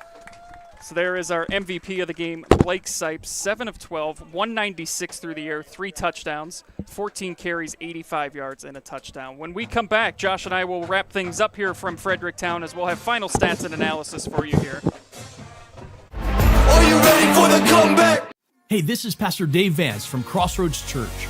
We are a church that gathers together, that raises up disciples and reaches out to those far from God. We pursue gospel impact in our communities and around the world.